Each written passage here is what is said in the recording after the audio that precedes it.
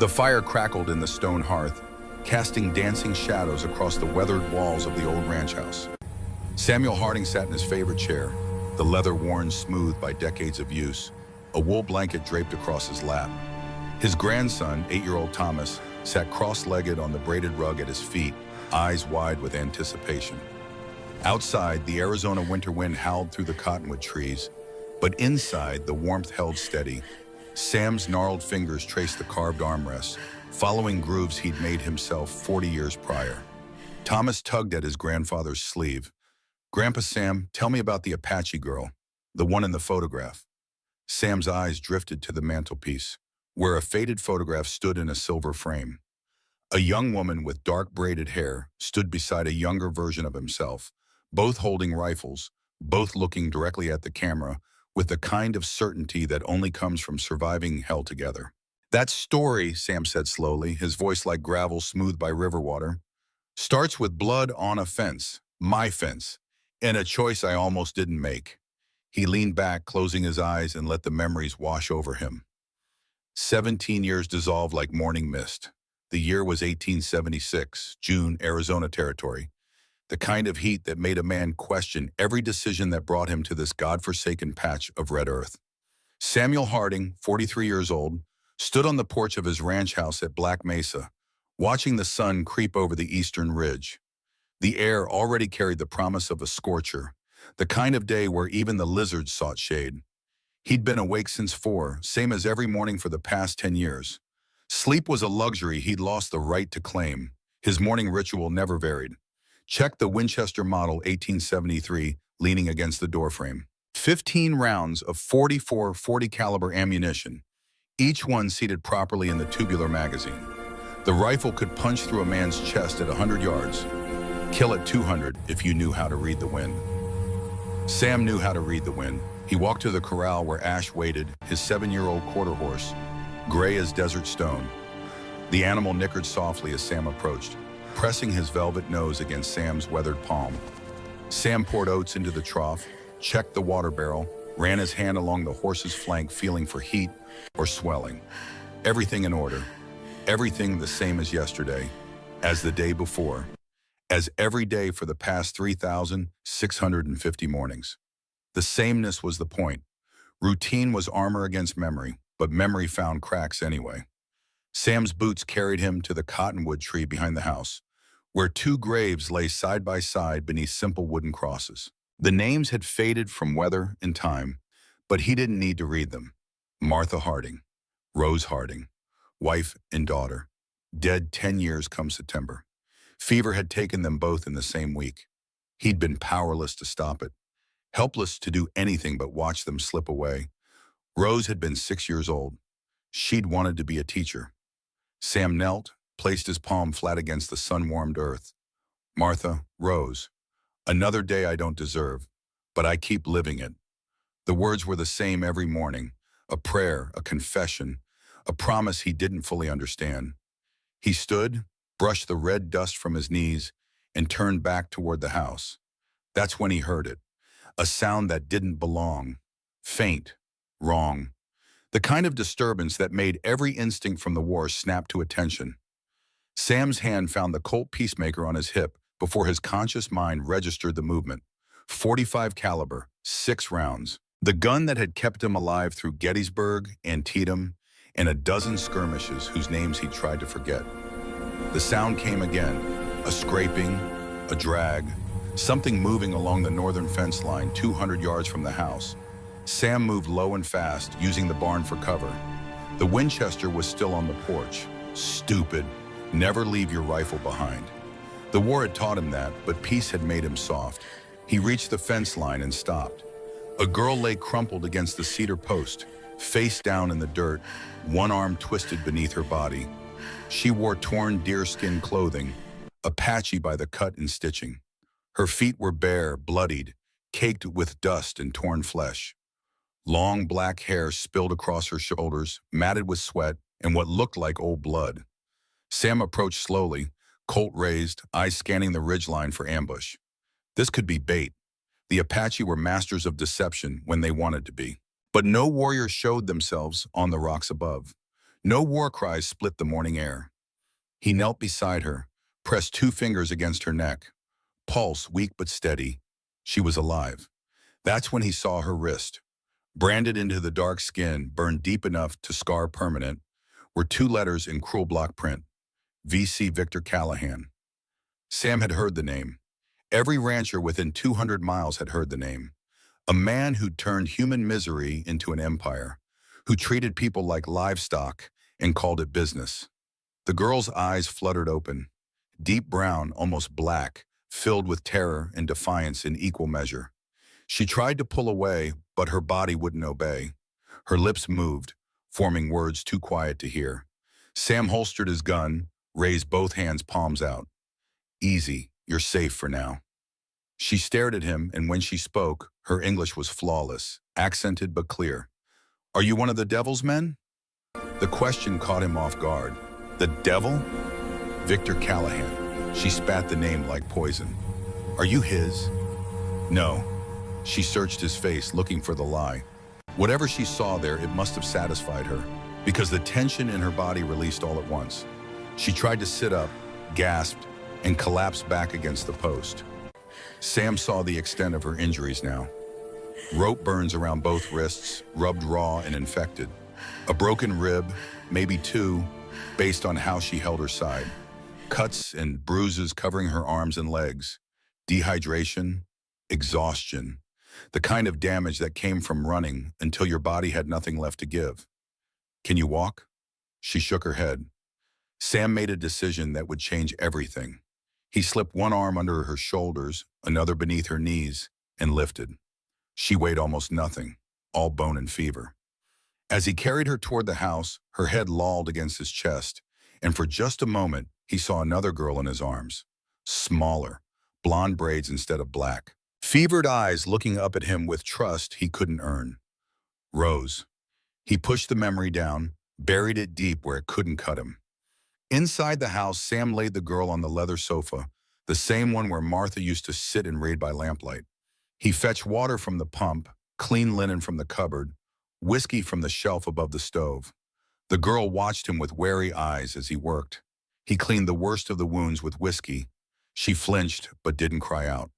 Tough. Tougher than most men he'd known. He fashioned a splint for her ribs from kindling wood and strips of torn bedsheet, binding it tight enough to stabilize without restricting breath. She bit her lip until it bled but made no sound. When he finished, he poured water into a tin cup and held it to her lips. She drank like someone who'd forgotten what water tasted like. Name's Samuel Harding, he said. Sam. She nodded slowly. Ayana Stormwind. Apache? Chiricahua. He'd picked up some of the language from a tracker named Taza years back. Ayana meant eternal blossom. Stormwind was a warrior name, the kind earned through blood. How long you been running? 3 days, no food, little water. And before that? Her jaw tightened. 3 years. Sam sat back in the wooden chair across from her, giving her space. You want to tell me what you're running from? Or should I just wait for it to show up at my door? Ayana looked at him for a long moment, weighing trust against necessity. Finally, she spoke.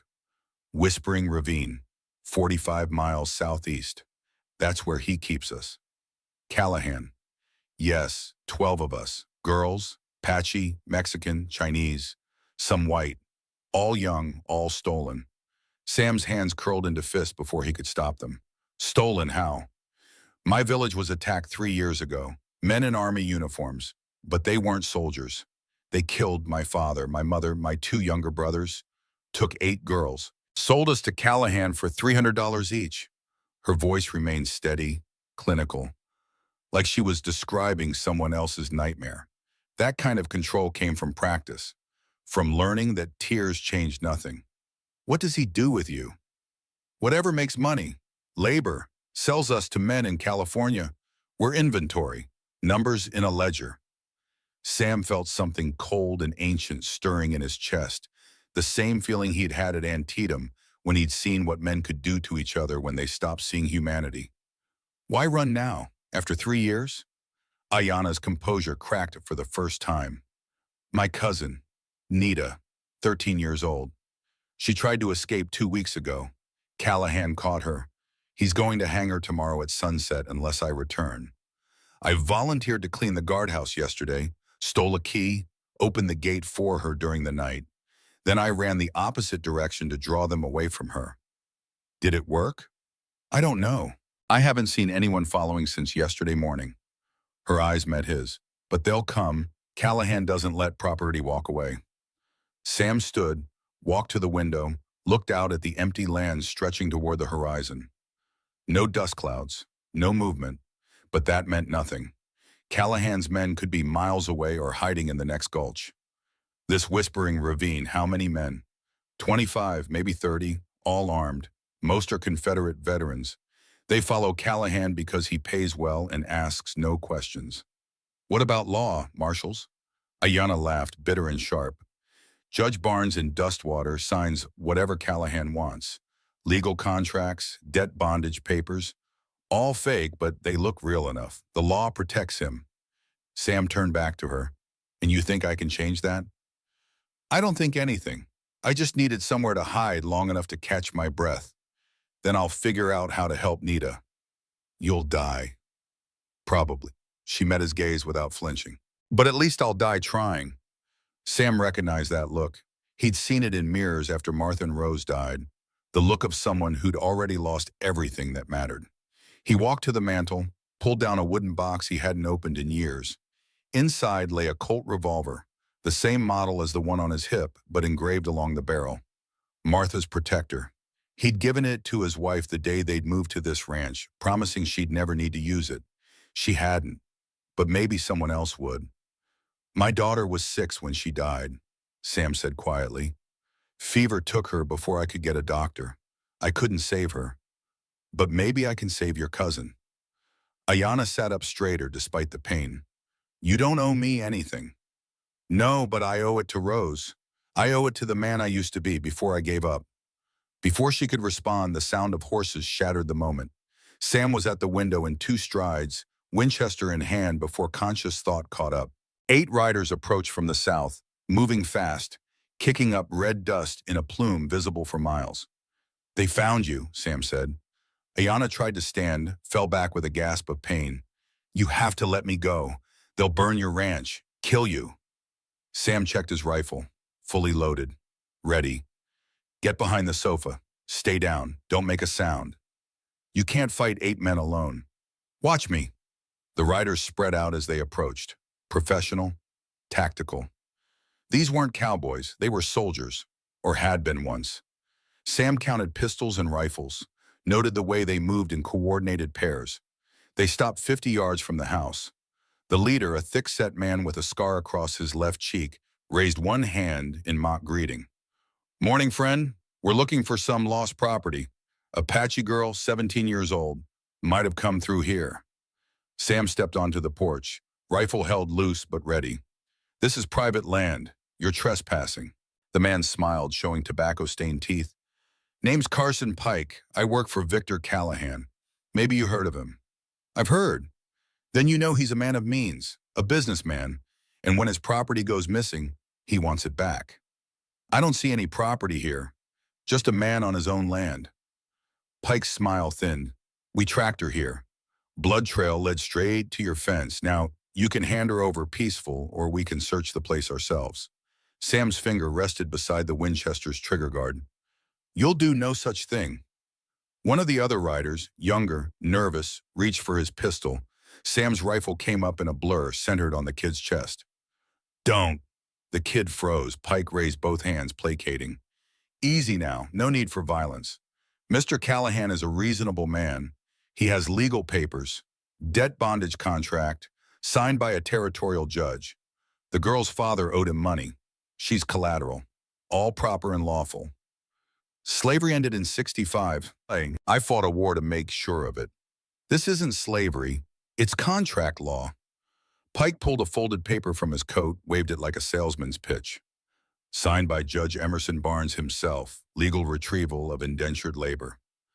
Sam didn't lower the rifle. Get off my land. Pike's expression hardened. You're making a mistake, Mr. Harding. Callahan has reach. Barnes has power. You're just one man with a gun. One man who fought at Gettysburg. I've killed better men than you over less." The 8 riders tensed. Hands drifted toward weapons. For 3 seconds, violence hung in the air like lightning waiting to strike. Then Pike smiled again, cold as December. "We'll be back, with the sheriff, and next time we won't knock." He wheeled his horse around and the others followed. They rode south at a canter, not hurrying, making a point. Sam watched until they disappeared over the ridge. Only then did he lower the Winchester. Inside, Ayanna had pulled herself to a sitting position, face pale with pain and fear. "They'll return with more men," she said. "Tonight, maybe with Callahan himself. How much time before they kill your cousin?" "Sunset tomorrow, 24 hours from now." Sam looked at the fading afternoon light. "Then we have less time than I thought." "We?" "I know someone who might help, a U.S. Marshal I served with in the war. If he's still alive, if he still gives a damn about justice." "And if he's not?" Sam checked the Winchester's magazine, started counting rounds. "Then it's just you, me, and a lot of bullets." Ayanna's lips quirked in something that might have been a smile if circumstances were different. "Those aren't good odds." "No, but they're the only ones we have." The sun touched the western horizon, painting the desert in shades of blood orange and deep purple.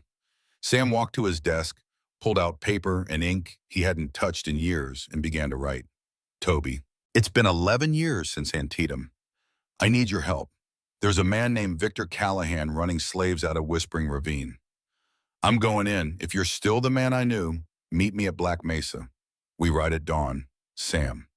He sealed the letter, walked out to the mailbox at the property line, raised the red flag for the mail coach that ran to Tucson every 3 days. When he returned to the house, Ayanna had fallen into an exhausted sleep, her breathing shallow but steady.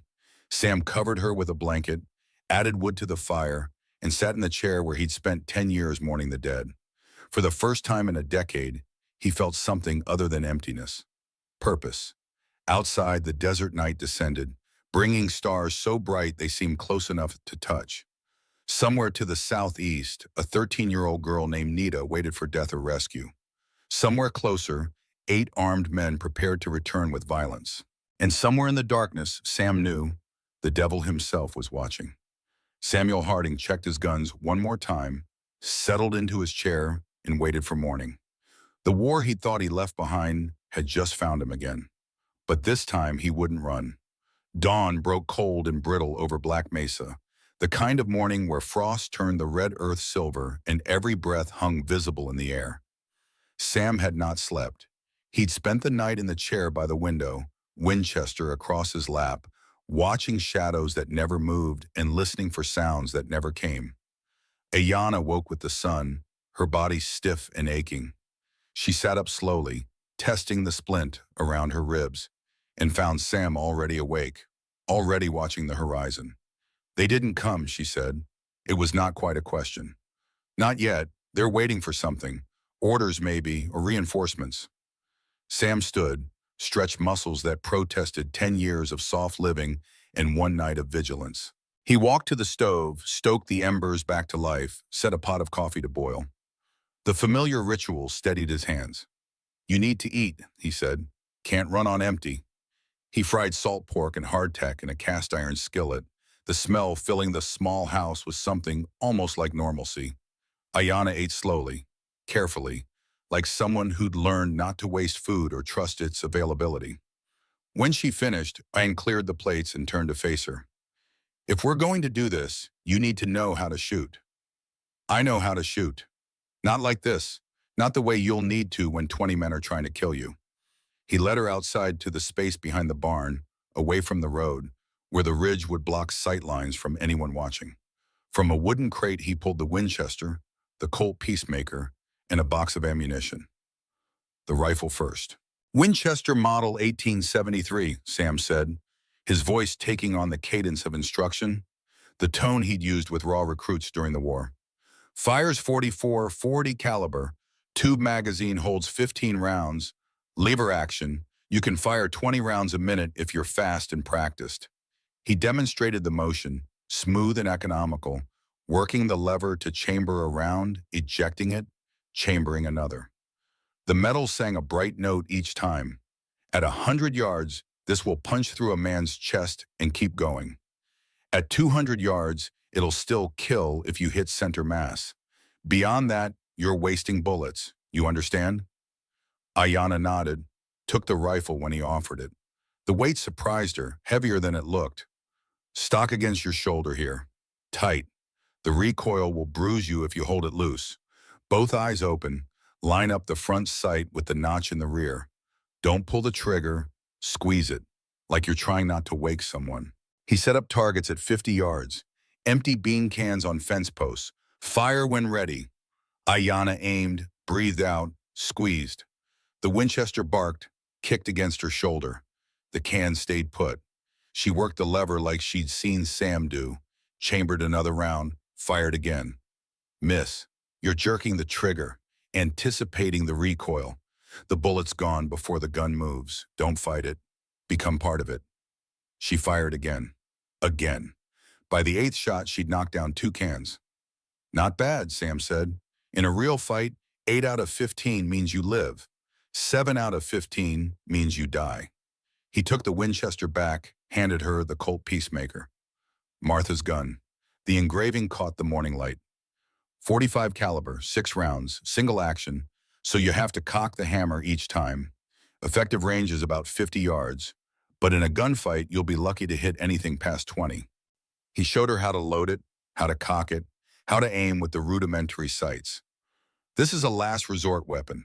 If someone's close enough that you're using a pistol, things have already gone to hell. Make every shot count. Ayanna fired all 6 rounds. 3 hit the target. Better, but you're still thinking too much. In a fight, there's no time to think. Just react. Muscle memory. That takes practice we don't have time for. He reloaded the Colt, handed it back to her. Keep this. It was my wife's. She never had to use it, but she kept it loaded just in case. Now it's yours. Ayanna took the gun with both hands, treated it like the sacred thing it was. I'll take care of it. I know you will. They spent another hour drilling, reload drills, quick draw practice, shooting from different positions. By the time the sun stood halfway to noon, Ayanna could reload the Colt in 12 seconds and hit a target at 20 yards more often than not. Sam called a halt. That's enough for now. You need to save your strength. They walked back to the house in silence. The desert morning had warmed to something almost pleasant, the kind of weather that made you forget how brutal the land could be. Inside, Sam pulled 2 chairs close to the dying fire.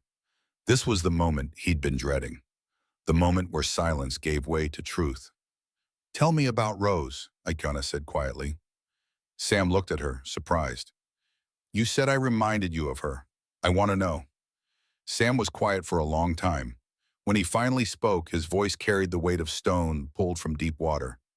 Rose was 6 when the fever came. September of '66. She'd been healthy that morning. Playing in the yard. Laughing. By evening, she was burning up. By midnight, Martha was sick too. He stared into the embers, seeing faces in the flames. I rode 20 miles to fetch the doctor. He came, but there was nothing he could do. Some fevers, he said, you just have to let run their course. Either the body wins or it doesn't. Sam's hands tightened on the armrest. Rose died first, 3 days after it started. Martha held on for 2 more, but I think she didn't want to. Didn't want to live in a world without her daughter. I buried them together under the cottonwood tree, the one you can see from the porch. Ayanna said nothing, just listened. For 10 years, I've been going through the motions. Waking up, feeding the horse, checking the fence, going to bed. Repeat, I wasn't living. I was just waiting to die. He looked at her directly now. Rose wanted to be a teacher. She was always reading, always asking questions. Smart as a whip, stubborn too. When she set her mind on something, there was no talking her out of it. A ghost of a smile touched his lips. You remind me of her, that stubbornness, that fire. Maybe that's why I couldn't walk away from you yesterday. I'll honor her memory, Ayanna said. When this is done, however it ends, I'll make sure people remember her. Sam nodded, not trusting himself to speak. They sat in companionable silence until the sound of horses shattered the peace. But this time it was not 8 riders. It was 15. And at their head rode a man Sam had never seen but recognized instantly from description. Tall, well-dressed, sitting his horse like a man born to command. Victor Callahan had come calling. Sam was on his feet, rifle in hand, before conscious thought engaged. Get back in the root cellar, under the house. Don't come out no matter what you hear. Sam, you can't face 15 men alone. I don't plan to face them. I plan to talk. But if talking fails, I need you hidden. Now, go.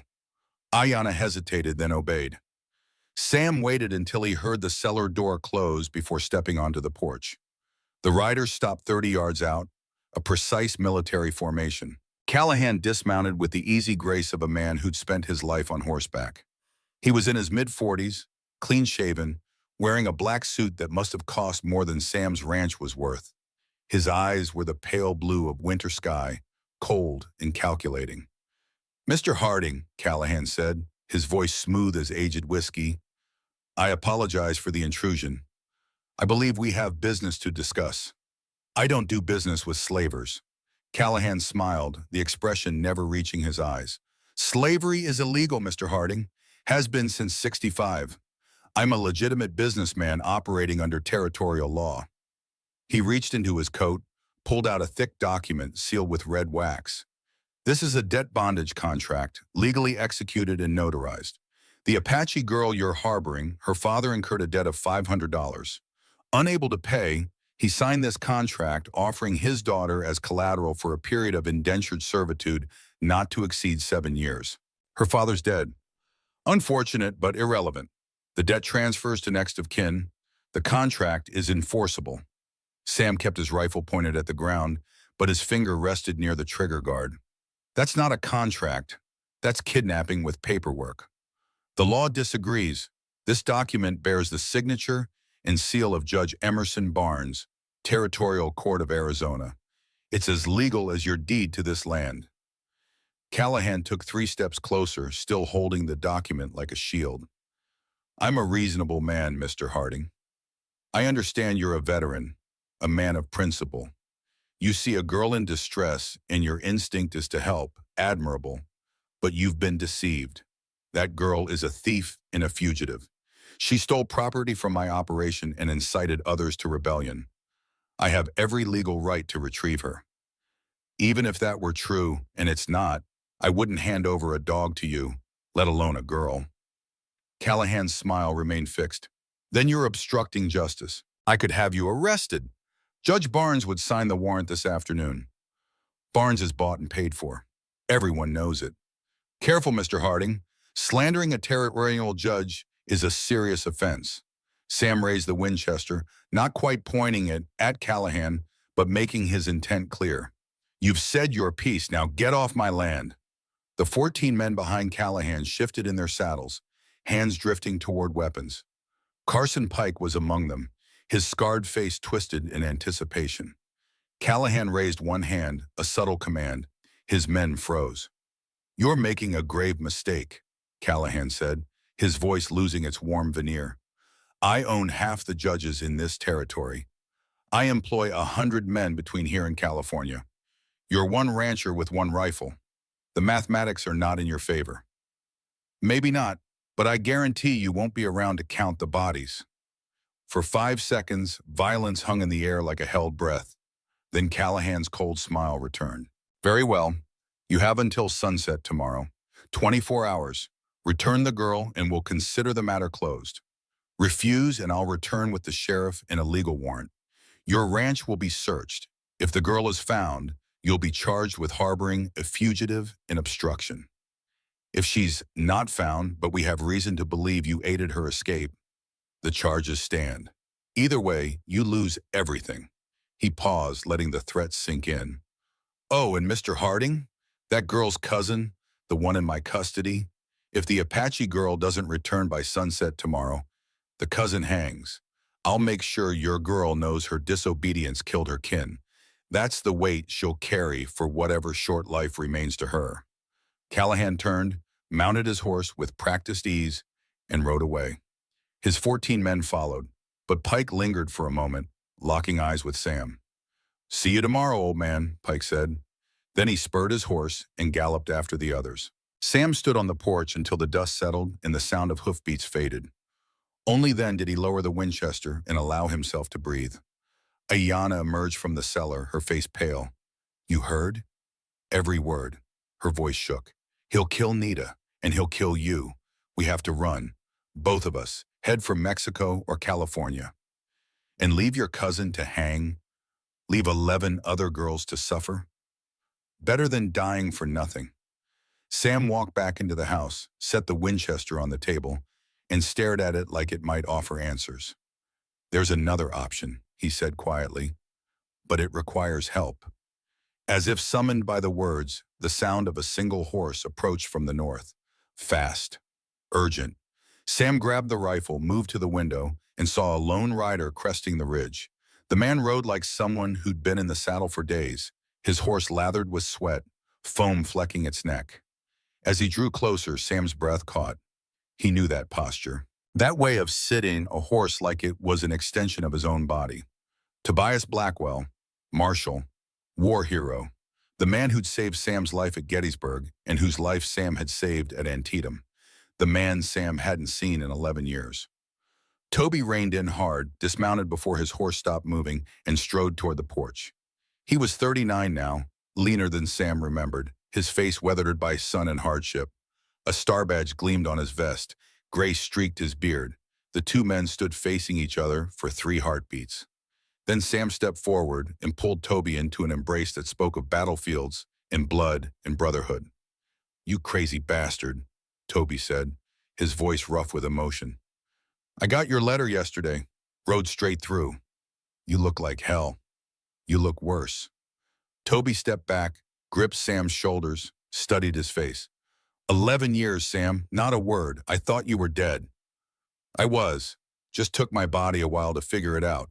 Toby's eyes moved past Sam to Ayanna, who stood in the doorway. His hand instinctively moved toward his sidearm, then stopped when he saw she was unarmed and injured. "This the girl?" "Ayanna Stormwind, Apache, 17 years old. Escaped from Callahan's operation 3 days ago." Toby's expression darkened. "Callahan? I've been hunting that son of a bitch for 8 months. Every time I get close, he disappears behind a wall of lawyers and bought judges." He looked at Sam. "How deep are you in this?" "Deep enough that Callahan just left here 20 minutes ago, with 15 men and a legal warrant signed by Barnes." "Barnes," Toby spat the name like a curse. "That corrupt piece of filth has been blocking my investigation for half a year." "Then you know what we're up against." Toby walked his horse to the water trough, let the animal drink while he gathered his thoughts. When he turned back, his face carried the weight of bad news. "Sam, I need to tell you something. 2 days ago, Judge Emerson Barnes was arrested by federal marshals in Tucson. Corruption charges, forgery, conspiracy. He's being held pending trial." Sam felt the ground shift beneath him. "Arrested? When?" "Day before yesterday. The arrest warrant came down from the territorial governor, backed by evidence from my investigation.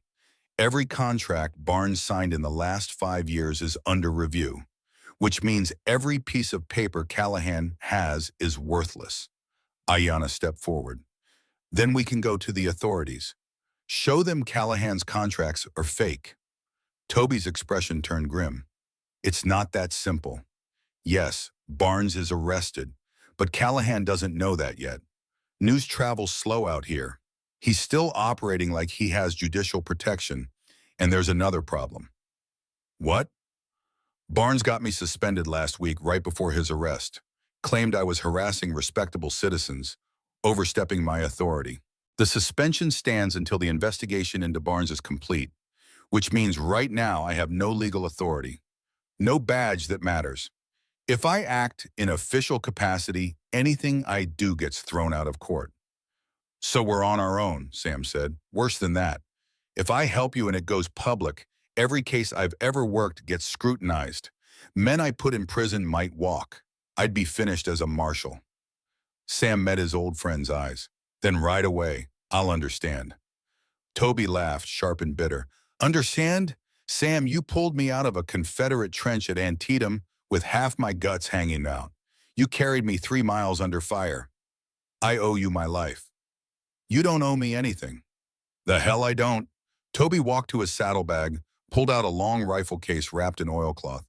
He unwrapped it to reveal a Sharps rifle, 50-70 caliber, the kind of weapon that could kill a man at 400 yards.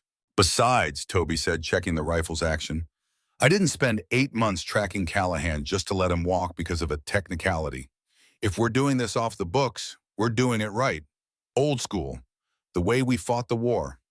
He looked at Ayanna. How many girls did you say are being held? 12, including my cousin Nita. And how many men guarding them? 25 to 30, all armed. Most are Confederate veterans. They have a Gatling gun mounted near the main compound. Toby whistled low. A Gatling gun. Callahan's not playing around. He's fortified, Ayanna continued. Whispering Ravine is a natural stronghold. One way in through a narrow pass. Cliffs on 3 sides. If you attack from the front, the Gatling gun will cut you to pieces. Then we don't attack from the front, Sam said. Ayanna shook her head. There is another way. A cave system on the western ridge. Old Apache hunting grounds. Only my people know about it. It comes out inside the ravine, but it's dangerous. Narrow passages, easy to get lost. Can you guide us through? Yes, but even if we get inside, we're still outnumbered 10 to 1. Toby set down the Sharps, pulled out a worn map, and spread it on the table. Then we make the numbers irrelevant. Hit them at dawn when they're least ready. Divide their forces, sow chaos. He looked at Sam. You still have those dynamite sticks you used to clear rocks for your irrigation trench? 12 sticks. Been saving them. Perfect. We blow the pass after we're inside, cut off their retreat, trap them in the ravine. Then it's not about numbers. It's about will. And I guarantee we want this more than they do. Sam studied the map, his military training reasserting itself after years of dormancy. 3 teams. I take the pass, set the charges. Toby, you provide covering fire from the east ridge with that Sharps. Ayanna guides in through the cave, gets to the girls, opens the gates from inside. What about the Gatling gun? Ayanna asked. That's mine, Toby said. First target, take out the gun crew before they can bring it to bear. They spent the next 2 hours planning every detail. Timing, signals, contingencies. The kind of meticulous preparation that kept soldiers alive when strategy met chaos. As the sun began its descent toward evening, Toby finally asked the question Sam had been dreading. Sam, are you ready for this? Really ready? It's been a long time since Gettysburg. Killing Confederate soldiers in a war is one thing. Killing men in cold blood, even if they're Callahan's men, that's something else. Sam was quiet for a long time. Then he walked to the mantel, took down a small wooden box, and opened it. Inside was a faded photograph of a little girl with blonde braids and a gap-toothed smile. Rose wanted to be a teacher, Sam said softly. She wanted to help people learn, make the world better. I failed her. I failed Martha. I won't fail these girls. He closed the box, set it back on the mantel. Yeah, Toby, I'm ready. As darkness fell over Black Mesa, the 3 of them sat around the table, going over the plan one final time. Outside, coyotes howled their evening songs, and the desert wind carried the scent of creosote and dust. Somewhere 45 miles southeast, 12 girls waited in darkness, unaware that help was coming. Somewhere closer, Victor Callahan prepared his next move, confident in his power, his money, his bought justice. And in a small ranch house under a cottonwood tree, 3 people who should have been powerless, made ready to storm hell itself. The mathematics might not be in their favor, but mathematics had never stopped desperate people from doing the impossible. Sam cleaned his Winchester one more time, loaded every chamber, and tried not to think about how many men he might have to kill before sunrise. Toby sharpened his knife and wondered if this was how his career would end. And Ayanna touched the Colt peacemaker at her hip and whispered a prayer in Apache to spirits she wasn't sure still listened. Tomorrow, at dawn, the war would begin. Tonight, they allowed themselves to hope. They left at midnight, riding under a moonless sky where stars blazed so bright they cast faint shadows on the desert floor. 3 riders, 3 horses, heading southeast into country that grew rougher with every mile. Sam led on Ash, his gray gelding moving sure-footed over terrain that would have broken a lesser animal. Toby rode a bay mare borrowed from Sam's small string, the Sharp's rifle secured in a leather scabbard. Ayanna brought up the rear on a paint horse, her ribs still aching, but her resolve iron hard. They spoke little. Words were a luxury they could not afford, sound carrying too far in the crystal desert air. Instead, they communicated with hand signals, the silent language of soldiers who'd learned that survival depended on silence. The temperature dropped as they climbed into higher country. Sam's breath misted in the cold, and he pulled his coat tighter. Beside him, Ayanna seemed unbothered by the chill, her Apache blood accustomed to desert extremes. 2 hours into the ride, Toby raised his fist. "Stop!" They reined in, hands moving to weapons. Sam scanned the darkness, seeing nothing but rock and shadow. Then he heard it, the faint clink of metal on stone. Hoofbeats, coming from the east. Riders, at least 6, maybe more. Without a word, they moved their horses off the trail into a cluster of boulders that offered concealment. Sam dismounted, pressed his hand over Ash's nostrils to keep the animal quiet. The others did the same. The riders passed within 100 yards, dark shapes against darker night. Sam counted 8 men, all armed, all riding with purpose. Callahan's men, almost certainly, either patrolling or heading back to Whispering Ravine after some errand. The group moved past without detecting the hidden watchers. Sam waited a full 5 minutes after the sound faded before mounting again. They continued in silence, the near miss sharpening everyone's alertness. The margin for error had just shrunk to nothing. By 3 in the morning, they'd covered 20 miles. The terrain had transformed from open desert to broken country, all sharp ridges and narrow canyons. Ayanna guided them through passages Sam would never have found alone, ancient trails her people had used for generations. At 4, they stopped to rest the horses and check equipment. Sam distributed the dynamite, showing Toby how to wire the blasting caps, how to cut fuses for precise timing. 12 sticks total. Enough to bring down the pass and seal Whispering Ravine tight as a tomb. "You sure about the timing?" Toby asked, examining a fuse in the dim starlight. 2 minutes per foot of fuse. I'll cut them for 5 minutes each. Light them when you hear my signal, then run like hell. And if something goes wrong, then we improvise. Same as always. Toby smiled grimly, just like Gettysburg. Except this time we're not fighting for a country. We're fighting for 12 girls who've been treated like animals. Better cause than most wars. They remounted and pushed on. The sky to the east was just beginning to lighten, that deep blue-gray that comes before true dawn. They had perhaps an hour of darkness left, an hour to get into position before the sun exposed them to every eye in Callahan's fortress. At 5, Ayanna led them to a spot where the canyon wall looked like solid rock. She dismounted, ran her hands over the stone, found something Sam couldn't see, and pushed. A section of rock swung inward, revealing a gap barely wide enough for a horse. "The cave," she said quietly. "From here, it's 200 yards through the mountain. Comes out on the western edge of the ravine, behind the prisoner cabins." Sam peered into the darkness. The passage descended steeply, the walls pressing close. "You're sure you can navigate it in the dark?" "I've done it before. When I was 12, before Callahan. My father brought me here to teach me the old ways. I know every turn." Toby checked his pocket watch. "We have 45 minutes until first light. Sam, you need to be in position at the pass in 30. That gives us 15 minutes to get through this cave and locate the girls." Sam nodded, then looked at Ayanna. For a moment he saw rose in her face, that same determination, that same fire. The similarity made his chest ache. "You stay safe in there," he said. "You too, Mr. Sam." They clasped hands briefly. Then Ayanna and Toby led their horses into the cave mouth and disappeared into darkness. Sam waited until he could no longer hear their footsteps. Then he turned to Ash North, toward the pass that served as Whispering Ravine's front gate. He rode alone now, the way he'd been alone for 10 years. But this time the solitude felt different, purposeful. He was alone by choice, not by surrender. The pass came into view as dawn light began painting the eastern sky pale gold. A narrow gap between 2 massive rock formations, wide enough for 2 horses to ride abreast, but no more. Perfect defensive terrain. A handful of men could hold off an army here, but they couldn't hold off dynamite. Sam dismounted a quarter-mile from the pass, secured Ash to a creosote bush, and proceeded on foot.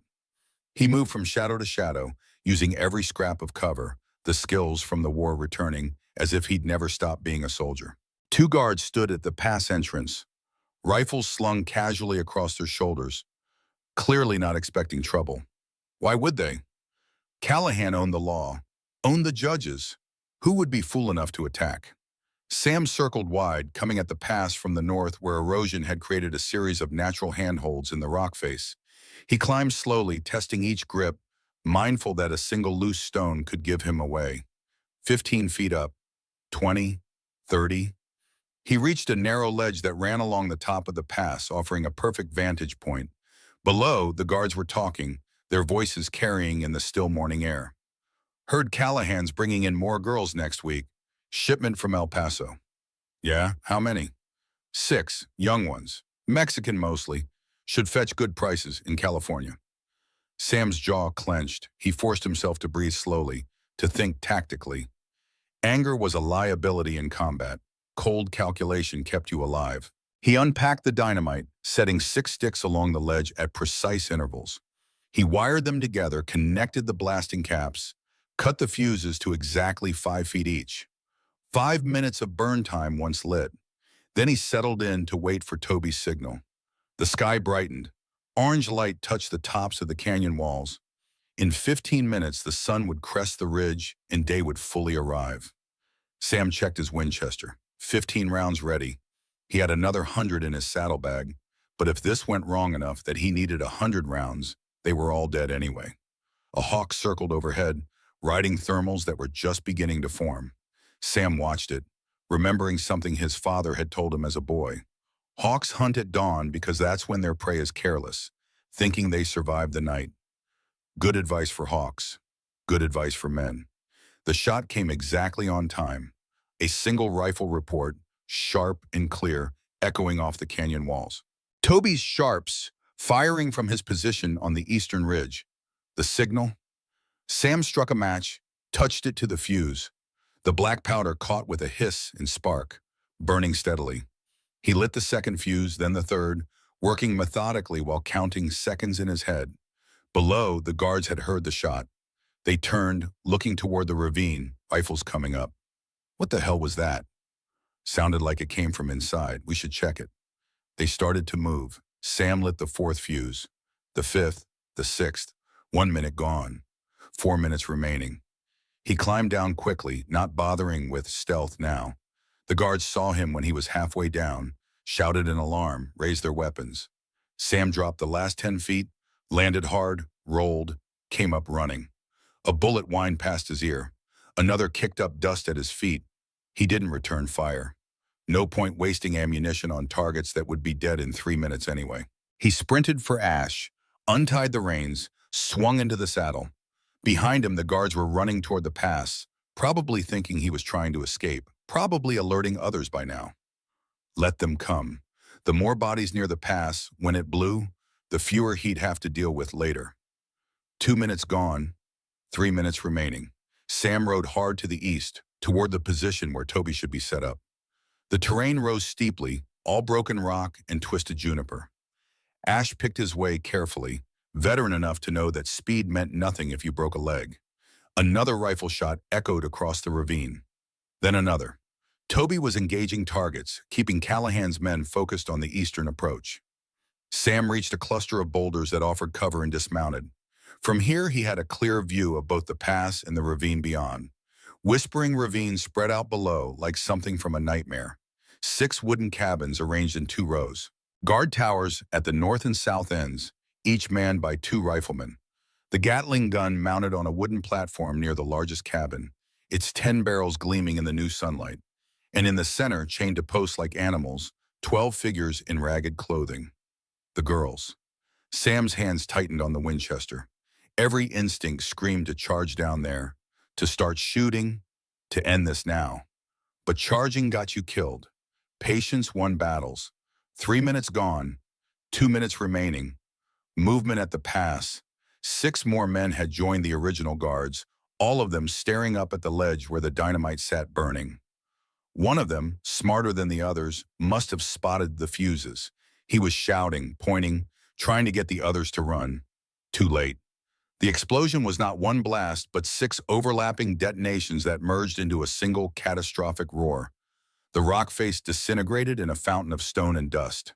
The concussion wave flattened everything within 50 yards. Bodies were thrown like ragdolls. The sound rolled across the ravine like thunder, bouncing off canyon walls, echoing and re-echoing until it seemed the entire world was exploding.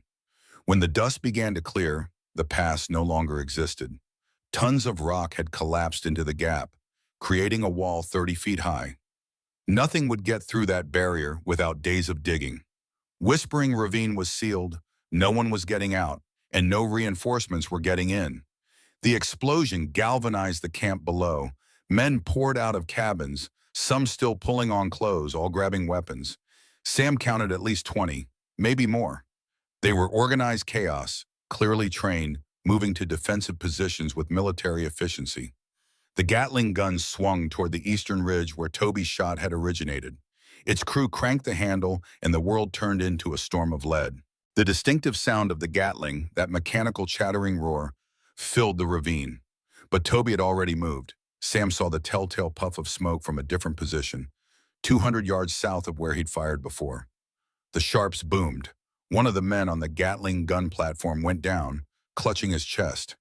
The other gun crew member dove for cover, abandoning the weapon. Smart move. Toby's next shot punched through the exact spot where the man had been standing. Now came the critical part. While Callahan's men focused on the eastern threat, Ayanna needed to move. She needed to reach the prisoner cabins, free the girls, and get them to the cave entrance on the western wall. Sam scanned the western side of the ravine. Nothing, no movement. Had they made it through the cave, or had they gotten lost in the darkness, trapped in narrow passages, slowly suffocating in stone? Then he saw her. A small figure emerging from what looked like solid cliff face, moving low and fast toward the nearest cabin. Ayanna. And behind her, larger, moving with the deliberate calm of a professional, came Toby. They'd split up. Toby had come through the cave to provide close support while Sam created havoc from outside. Good, the plan was working, but plans only survived until the first shot. After that, everything became improvisation and prayer. Ayanna reached the first cabin. The door was locked. She produced something from her belt, a piece of metal, worked it in the lock for precious seconds, while gunfire erupted around her. The door swung open. 3 girls stumbled out, blinking in the sudden light. Ayanna pointed toward the cave entrance, gave them a push. They ran. Cabin 2, same procedure. Lock picked. 4 more girls freed, running for the cave. But Callahan's men had noticed now. 3 of them broke from cover, running toward Ayanna's position, rifles raised. Toby stepped into the open, fired his sharps from the hip like a pistol. Impossible shot. One of the running men went down anyway. The other 2 dove for cover, gave Ayanna the seconds she needed to reach cabin 3. Sam decided it was time to join the fight properly. He raised the Winchester, settled his breathing, picked his first target, a man in a guard tower, lining up a shot on Ayanna's back. Sam squeezed the trigger. The Winchester bucked. The man in the tower dropped his rifle and fell backward out of sight. Now Sam had announced his position. Bullets began striking the rocks around him, whining off stone, kicking up shards that stung his face. He ignored them, worked the lever, found another target. Fired. A man behind a water trough jerked and went still. Lever, aim, fire. A man running for the Gatling gun stumbled and fell. Sam was not thinking anymore, just acting. The old training taking over. Identify threat, acquire target, fire, move, identify next threat. The mechanical rhythm of combat. Ayanna had reached cabin 4. More girls emerging, running for freedom. But she was exposed now. Too many hostile guns with clear sightlines. Sam shifted fire, laying down suppression. Not trying to kill, just forcing Callahan's men to keep their heads down, to think twice before exposing themselves. Then the Gatling gun roared back to life. Someone had reached it, was cranking the handle, sending a stream of lead toward the eastern ridge where Toby had last fired. But Toby wasn't there. He'd moved again, this time closer, infiltrating the camp itself using buildings for cover. Sam saw him appear between cabins 5 and 6, saw him raise his sharps, saw the shot take the Gatling gun operator in the head. The gun fell silent again. Ayanna was at cabin 5 now, 2 more girls freed, running.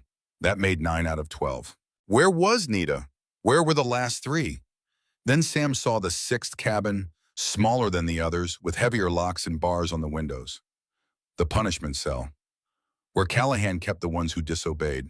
Ayanna saw it too. She ran toward it, but the lock was different, heavier, beyond her crude picking tools. Toby appeared beside Ian, said something, stepped back, and fired the sharps into the lock. The mechanism exploded in a shower of metal fragments. The door swung open. A small figure stumbled out, squinting in the light. Young, 13 at most. Nita. Behind her 2 more girls. Apache by their features, the last 3 bow. But now Callahan himself had entered the fight. He emerged from the largest cabin, the one Sam had pegged as headquarters, carrying not a rifle but a revolver in each hand. And he was not alone. Carson Pike flanked him on the left, and on the right, a man Sam didn't recognize but who moved like death itself. Callahan's eyes scanned the chaos, assessed the situation with the cold calculation of a battlefield commander. He saw the girls running for the cave, saw Toby and Ayanna exposed near cabin 6, saw the blocked pass, and understood immediately that retreat was not an option. He raised both revolvers and started firing. Not wild shots, precise, measured. The shots of a man who'd learned to kill during the war and never forgotten. One bullet struck the ground at Ayanna's feet. Another tore through Toby's coat sleeve. They dove for cover, pinned down, unable to move without exposing themselves to Callahan's guns. Sam made a decision. He stood, fully exposed on his boulder perch, and opened fire on Callahan with the Winchester, drawing attention, making himself the target. Callahan turned, saw Sam, and smiled. A cold, predatory expression that said he'd been waiting for this. He holstered one revolver, drew a rifle from the man beside him, and fired back. The bullet passed so close to Sam's head, he felt the wind of its passage. Sam dropped behind the boulder, heart hammering. That had been close. Too close. But it had worked. Callahan's focus was on him now. Toby and Ayanna could move. Sam risked a glance around the boulder. Toby was herding the last 3 girls toward the cave entrance. Ayanna covering their retreat, the Colt Peacemaker in her hand, firing with surprising accuracy for someone who'd only learned to shoot yesterday. The girls reached the cave mouth, disappeared inside. 11 accounted for. But where was Nita? Sam scanned the battlefield and felt his blood turn to ice. The young girl was not running for the cave. She was standing in the center of the compound, frozen in terror, watching the violence explode around her with the wide-eyed paralysis of someone whose mind had simply stopped processing reality. And Carson Pike had seen her, was walking toward her, rifle raised, murder in his eyes. Sam didn't think. He ran, straight down the slope, abandoning cover, abandoning tactical sense, abandoning everything except the desperate need to reach that girl before Pike did. He was too far. The mathematics were wrong. Pike would reach her first. But sometimes mathematics didn't account for fury. Sam covered the distance in seconds that felt like hours, his boots pounding stone, lungs burning, the Winchester clutched in both hands. Pike saw him coming, tried to swing his rifle around. Not fast enough. Sam hit him like a locomotive, both men going down in a tangle of limbs and weapons. They rolled, grappling, Pike trying to bring his rifle to bear, Sam trying to get his knife free. They broke apart. Both stood, both armed. Pike fired first. The bullet tore through Sam's left shoulder, spinning him halfway around. Sam fired back. The Winchester roared. Pike stumbled, looked down at the red bloom spreading across his chest, and fell to his knees. Sam worked the lever, fired again. Pike went down and did not move, but Sam's left arm was useless now, blood soaking his sleeve. The pain, a white-hot scream, he forced himself to ignore. He grabbed Nita with his good arm, pulled her toward the cave. She moved like a sleepwalker, unresisting, silent. Bullets kicked up dust around them. Callahan's men had recovered from the initial shock, were organizing, concentrating fire. Toby appeared from nowhere, grabbed Nita's other arm, and together he and Sam half carried, half dragged the girl toward the western wall. Ayanna was there, at the cave mouth, covering them with the Colt, firing until the hammer clicked on empty chambers. They reached the darkness, plunged inside. The cool stone enveloped them, and the sound of gunfire became muted, distant. Sam collapsed against the cave wall, breathing hard, his shoulder a mass of agony. He'd been shot before, in the war, knew the feel of it. This was bad but not fatal. The bullet had gone through cleanly. He'd live, if they got out of this. "Everyone accounted for?" he gasped. Toby did a quick count. 12 girls, all present. Some injuries, but nothing critical. Sam allowed himself a moment of relief. Then reality reasserted itself. "We're trapped. Callahan knows about the cave now. He'll send men through after us." "Then we keep moving," Toby said. "Get everyone out the other side before they can organize a pursuit." Ayanna was already leading the girls deeper into the cave, her voice calm, reassuring, speaking in Apache to the ones who didn't understand English. Sam forced himself to his feet, cradling his wounded arm. Blood dripped steadily onto the stone floor, leaving a trail Callahan's men could follow in the dark. Toby tore a strip from his shirt, bound Sam's shoulder tight enough to slow the bleeding. "Can you ride?" "I can do whatever I have to." They moved through the cave, following Ayanna's sure guidance through passages that twisted and turned, climbed and descended, narrowed until they had to turn sideways and squeeze through gaps barely wide enough for a child. Behind them, distant shouts echoed. Callahan's men had entered the cave. "We're coming." But the girls were out.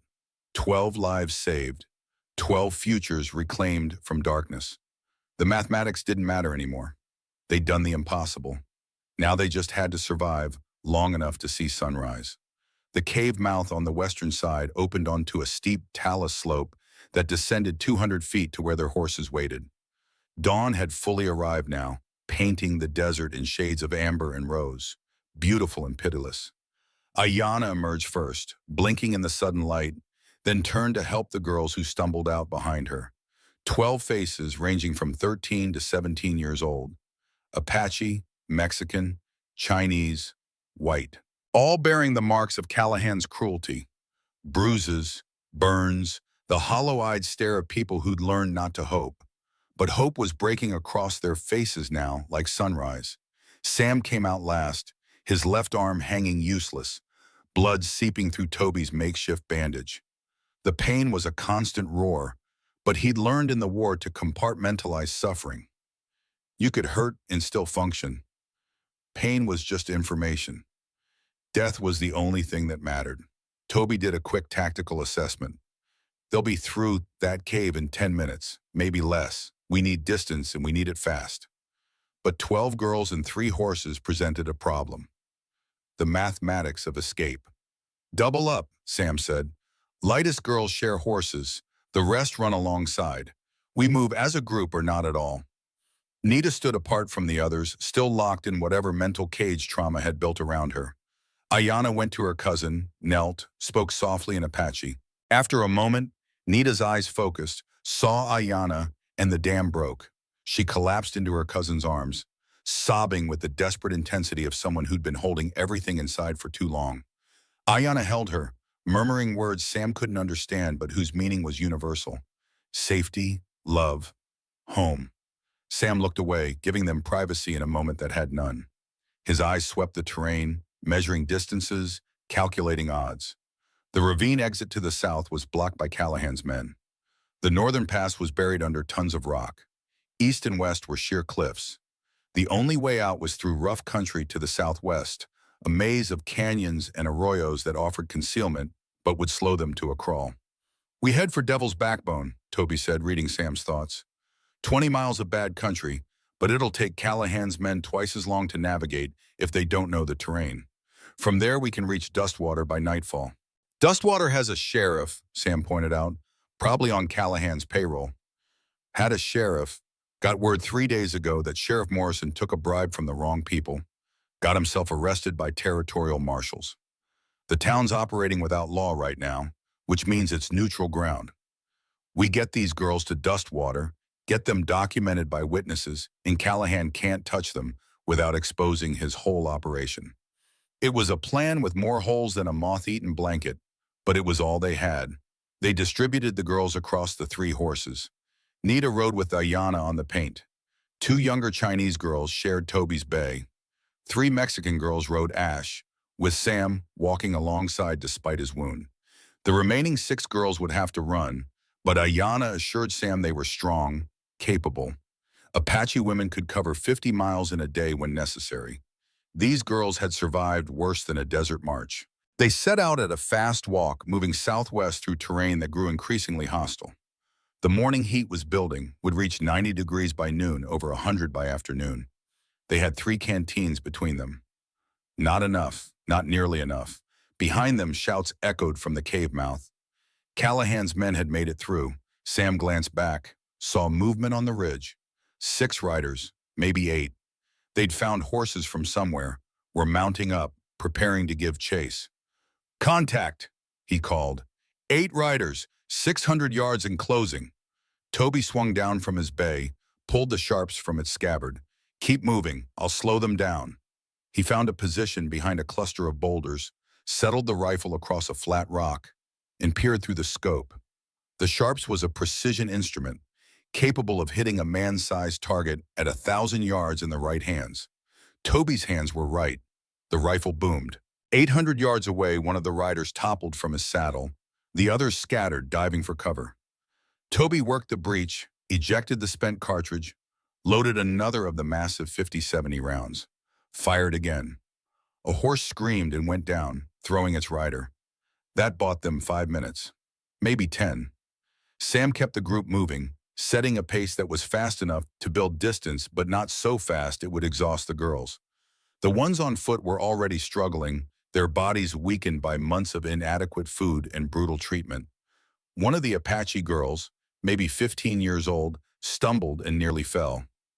Sam caught her with his good arm, steadied her. "What's your name?" he asked in halting Apache. "Kaya," she whispered. "Kaya, that's a strong name. You can do this, just a little further." She nodded, found some reserve of strength, kept moving. They crossed into a narrow canyon where the walls rose steep on either side, creating a natural choke point. Sam didn't like it. If Callahan's men caught them here, there'd be nowhere to run. But the alternative was open ground, and open ground meant the Sharp's rifle wouldn't be the only weapon with long-range capability. Halfway through the canyon, Toby caught up, running hard, the Sharp slung across his back. "They're coming," circled around my position, maybe 5 minutes behind. "How many?" 6 still mounted, could be more on foot. Sam's tactical mind ran calculations. 6 mounted men against 3 fighters and 12 civilians. Terrible odds. But the canyon offered possibilities. "Take the girls through," Sam said. "Get them to the other side. I'll hold here." "Sam, you're wounded. You can't fight 6 men alone." "I don't plan to fight them. I plan to collapse the canyon." Toby understood immediately. The walls here were loose shale and sandstone, unstable, held together more by habit than structural integrity. A well-placed shot could trigger a rock slide. "You have enough dynamite left?" Sam checked his saddlebag. 2 sticks remaining. "Enough. How long do you need?" 3 minutes to set the charges, 2 minutes of fuse, 5 minutes total. Toby looked at the girls, already exhausted, some barely able to stand. "I can't get them all through in 5 minutes." "Then you have 4. I'll buy you the extra minute." They locked eyes. Warriors who'd fought together, bled together, knew each other's measure. Toby gripped Sam's good shoulder. "Don't you die on me, old friend." "Not planning to. Got too much to live for now." Toby turned and started herding the girls forward, his voice calm but urgent. "Come on, ladies. Double time. Move like your lives depend on it, because they do." Sam waited until they disappeared around the bend, then went to work. He placed the 2 dynamite sticks at strategic points where the canyon wall showed the most fractures. Wired them together, cut the fuse to exactly 2 feet. 2 minutes of burn time. He'd just finished when the first rider appeared at the canyon entrance. Carson Pike's brother, by the look of him, same scarred face, same cold eyes.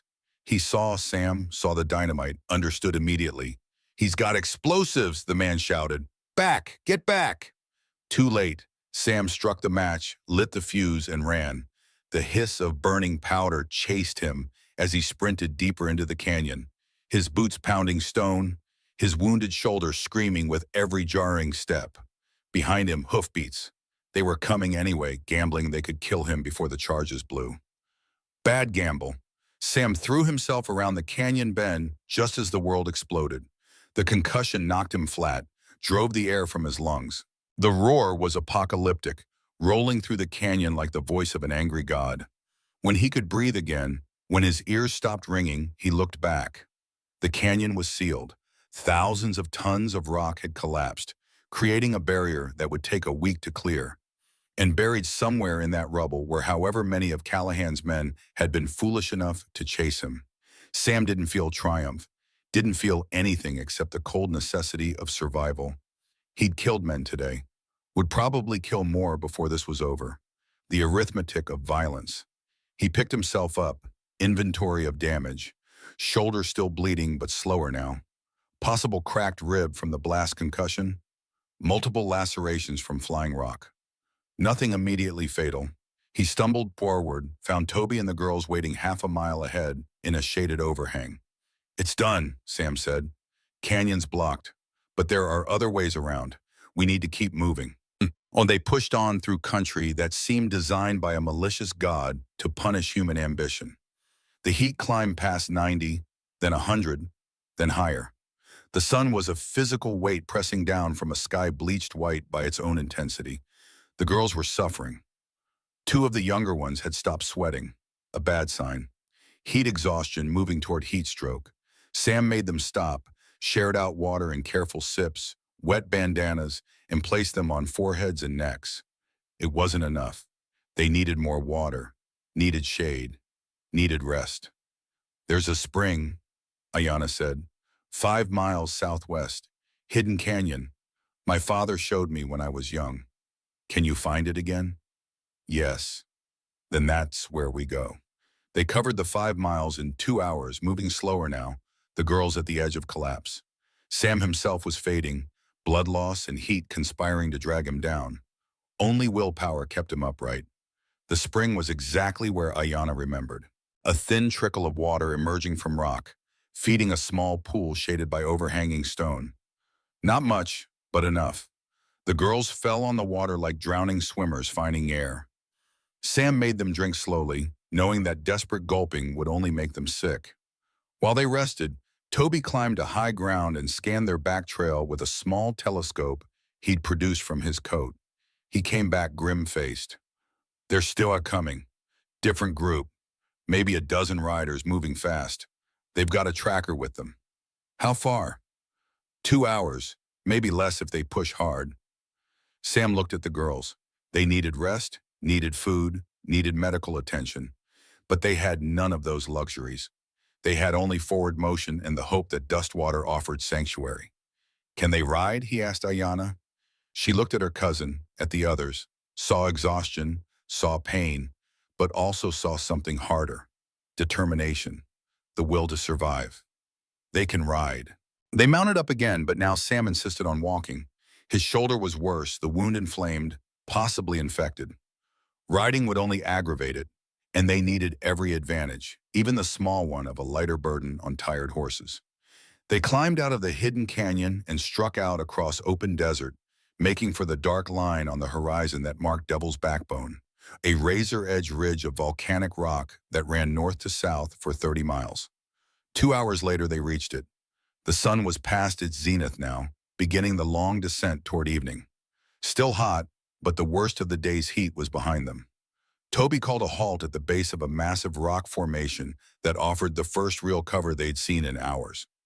"We need to talk," he said quietly to Sam. "This isn't working. We're moving too slow. They're going to catch us before we reach Dustwater." "What do you suggest?" "Split up. You and Ayanna take the girls north along the ridge. Stay high. Use the rocks for cover. I'll go south. Make a lot of noise. Draw them after me. They'll kill you. Maybe, or maybe I'll lead them on a chase they'll regret." Toby smiled, but it didn't reach his eyes. "I'm the one they really want anyway. The marshal who's been investigating Callahan. If they catch me, they'll be so busy celebrating, they might forget about a bunch of girls and a broken-down rancher. I'm not broken down. No, you're not. Toby gripped Sam's good shoulder. You're the toughest son of a bitch I ever met. That's why I know you'll get these girls home safe. Sam wanted to argue, wanted to tell Toby he was being a fool, that they should stick together. But he'd commanded men in the war, knew when a tactical decision was right, even if it hurt. How long can you keep them occupied? Until dark at least, maybe longer. That gives you 4 hours. Dustwater's 20 miles north. You can make that. They shook hands, the grip lasting longer than necessary. Two old soldiers who'd saved each other's lives more times than either could count. Gettysburg, Sam said quietly. You remember what you told me at Gettysburg? That if we lived through it, nothing else could kill us. We lived through it. Yeah, we did. Toby turned to his horse, swung into the saddle, and rode south at a gallop, his passage deliberately noisy, making no attempt at stealth. Within minutes, Sam heard the sounds of pursuit shifting, following Toby's trail. The gambit had worked. Sam gathered the girls, explained the new plan in simple terms. They would climb Devil's Backbone, stay high, move north, slow and steady, no noise, no mistakes. They climbed as the sun descended, the rocks still radiating heat from the day's baking. Some of the girls had no shoes, their feet wrapped in torn cloth. They left blood on the stones but didn't complain. They'd learned in Callahan's hell that complaining changed nothing. Sam's respect for them grew with every step. These weren't victims. They were survivors, warriors in their own right. As twilight painted the sky purple and gold, they heard gunfire behind them. Distant, the rattle of multiple rifles and the distinctive boom of Toby's sharps. The fight had been joined. Sam forced himself not to look back, not to think about his friend fighting for his life while Sam ran. Toby had made his choice. Sam had to honor it by completing the mission. They moved through gathering darkness, guided by starlight and Ayanna's intimate knowledge of the terrain. The temperature dropped, swinging from brutal heat to bitter cold in the way only deserts manage. Sam distributed what was left of their food.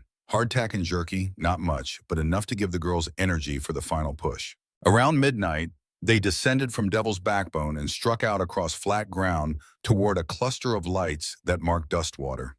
The town was small, maybe 300 people, surviving on nothing much beyond stubbornness and hope. But it had a telegraph office, had witnesses, had people who weren't all on Callahan's payroll. They reached the outskirts as church bells struck 1 in the morning. Dogs barked at their passage. Lights appeared in windows as the town slowly woke to the strange procession. Sam led them straight to the town's only hotel, a 2-story building with a sign that read Dustwater Grand. There was nothing grand about it, but it had beds and a proprietor who came downstairs in his nightshirt, took one look at the ragged group, and asked no questions. How many rooms? He said. All of them, Sam replied. Within an hour, the girls were settled, fed, given water and blankets and the promise of safety. A doctor was summoned, a young man named Chen, who'd come west from San Francisco and whose eyes widened at the extent of injuries, but whose hands stayed steady as he worked. Chen looked at Sam's shoulder, cleaned the wound, stitched it with careful precision. You're lucky, he said. Another inch and it would have hit the artery. You'd have bled out in minutes. Didn't feel lucky, Sam said. Trust me, you were. While Chen worked, Sam gave Ayanna the task of writing down everything. Names of all 12 girls, their ages, where they'd come from, what had been done to them, every detail of Callahan's operation, documentation, evidence, the things that would stand up in court when lawyers tried to obscure truth with legal technicalities. As dawn approached, Sam sat on the hotel's front porch, watching the eastern sky lighten. His body was a catalog of pain, shoulder, ribs, exhaustion so deep it felt like drowning. But they'd done it. 12 girls freed. Callahan's operation exposed, at least for now. Ayanna found him there as the sun crested the horizon. Nita is sleeping, she said, really sleeping. Not the half-awake terror she's had for months, real sleep. Good. The other girls are asking about you, want to thank you. They don't owe me anything. They owe you everything. Sam was quiet for a moment. There's still Callahan. Still his men. This isn't over. No, but we won this round. The morning stage from Tucson arrived at 7, bringing with it 5 U.S. Marshals and a man in a suit who identified himself as Assistant Territorial Attorney General Marks. They'd been summoned by Toby before the raid, contingency planning in case things went wrong. Or right. Marks listened to Sam's account, read Ayanna's written testimony, interviewed the girls with a patience and compassion that surprised Sam. Then he turned to Sam. Mr. Harding, what you've done is remarkable, also profoundly illegal. Vigilante justice is still justice with a gun, and guns don't care about noble intentions. Sam said nothing. However, Marks continued, given that Judge Barnes is currently facing federal charges, and given that Callahan operated under color of Barnes's corrupt authority, and given that 12 minors were being held in conditions that constitute slavery regardless of what paperwork exists, I'm prepared to overlook certain irregularities in how this matter was resolved. Overlooking them completely? Sam asked. Let's say overlooking them enough. Mark smiled grimly. Callahan is finished. His operation is exposed. These girls are free and will remain so. And when Barnes goes to trial, their testimony will help ensure he never wears a judge's robe again. And Toby? Marshal Blackwell? Mark's expression darkened. We found him 3 hours ago. He's alive but wounded. Shot twice, once in the leg, once in the side. He led Callahan's men on a running battle for 6 hours before they finally cornered him in a box canyon. He killed 4 of them before they brought him down. Sam felt something cold settle in his chest. Where is he? Being transported here by wagon. Should arrive this afternoon. The doctor says he'll live, though he'll be weeks recovering. Relief washed through Sam like rain on parched ground. Mark stood, adjusted his coat. Mr. Harding, you and Marshal Blackwell have done the territory a service. An illegal, violent, completely unauthorized service. But a service nonetheless. I'll make sure it's remembered that way. The marshals left to ride for Whispering Ravine, to arrest whoever they found and begin the long process of dismantling Callahan's empire. Sam watched them go, then returned to the hotel where 12 girls were beginning their first full day of freedom. They had a long road ahead. Trauma didn't heal quickly. Some wounds never fully closed. But they were alive. They were free. They had a chance. And sometimes Sam thought a chance was all anyone could ask for. He walked upstairs, found Ayanna sitting with Nita, both of them looking out the window at the desert dawn. Mr. Sam, Ayanna said, what happens now? Sam thought about his ranch, his empty house, 10 years of loneliness. Then he thought about 12 girls who had nowhere to go. Now, he said slowly, I think we go home. All of us. Ayanna looked at him, understanding dawning in her eyes. Your ranch? It's big, lots of room. Could use some life in it again. We're not your responsibility. No, but maybe you're my second chance. Outside, the sun climbed higher, burning away the shadows of night. Somewhere to the south, Victor Callahan was running, his empire crumbling. Somewhere to the east, Judge Barnes sat in a cell, awaiting justice. And in a small hotel in Dustwater, Arizona Territory, a broken man and 12 broken girls began the slow work of becoming whole again. The war wasn't over. Callahan was still free. There would be legal battles, political maneuvering, men with money trying to bury truth under paperwork and bribes. But for today, for this moment, they'd won. And in a hard land where victory was rare, that was enough. The cave spat them out onto a rocky slope a mile north of Whispering Ravine, where 3 horses waited in a hidden gully along with provisions Toby had stashed during his reconnaissance. The 12 girls emerged blinking into afternoon sunlight, their eyes adjusting to brightness after years of captivity in shadowed cabins. Sam sagged against a boulder, his wounded shoulder throbbing with each heartbeat. The bleeding had slowed but not stopped. Toby examined the injury with practiced efficiency, the way he'd examined hundreds of wounds during the war. Bullet went clean through. You're lucky. Another inch to the right and it would have shattered bone. Don't feel lucky. You're alive. That's the definition. Toby poured whiskey over the entrance and exit wounds, ignoring Sam's sharp intake of breath. This'll hurt worse before it gets better. While Toby worked, Ayanna organized the girls.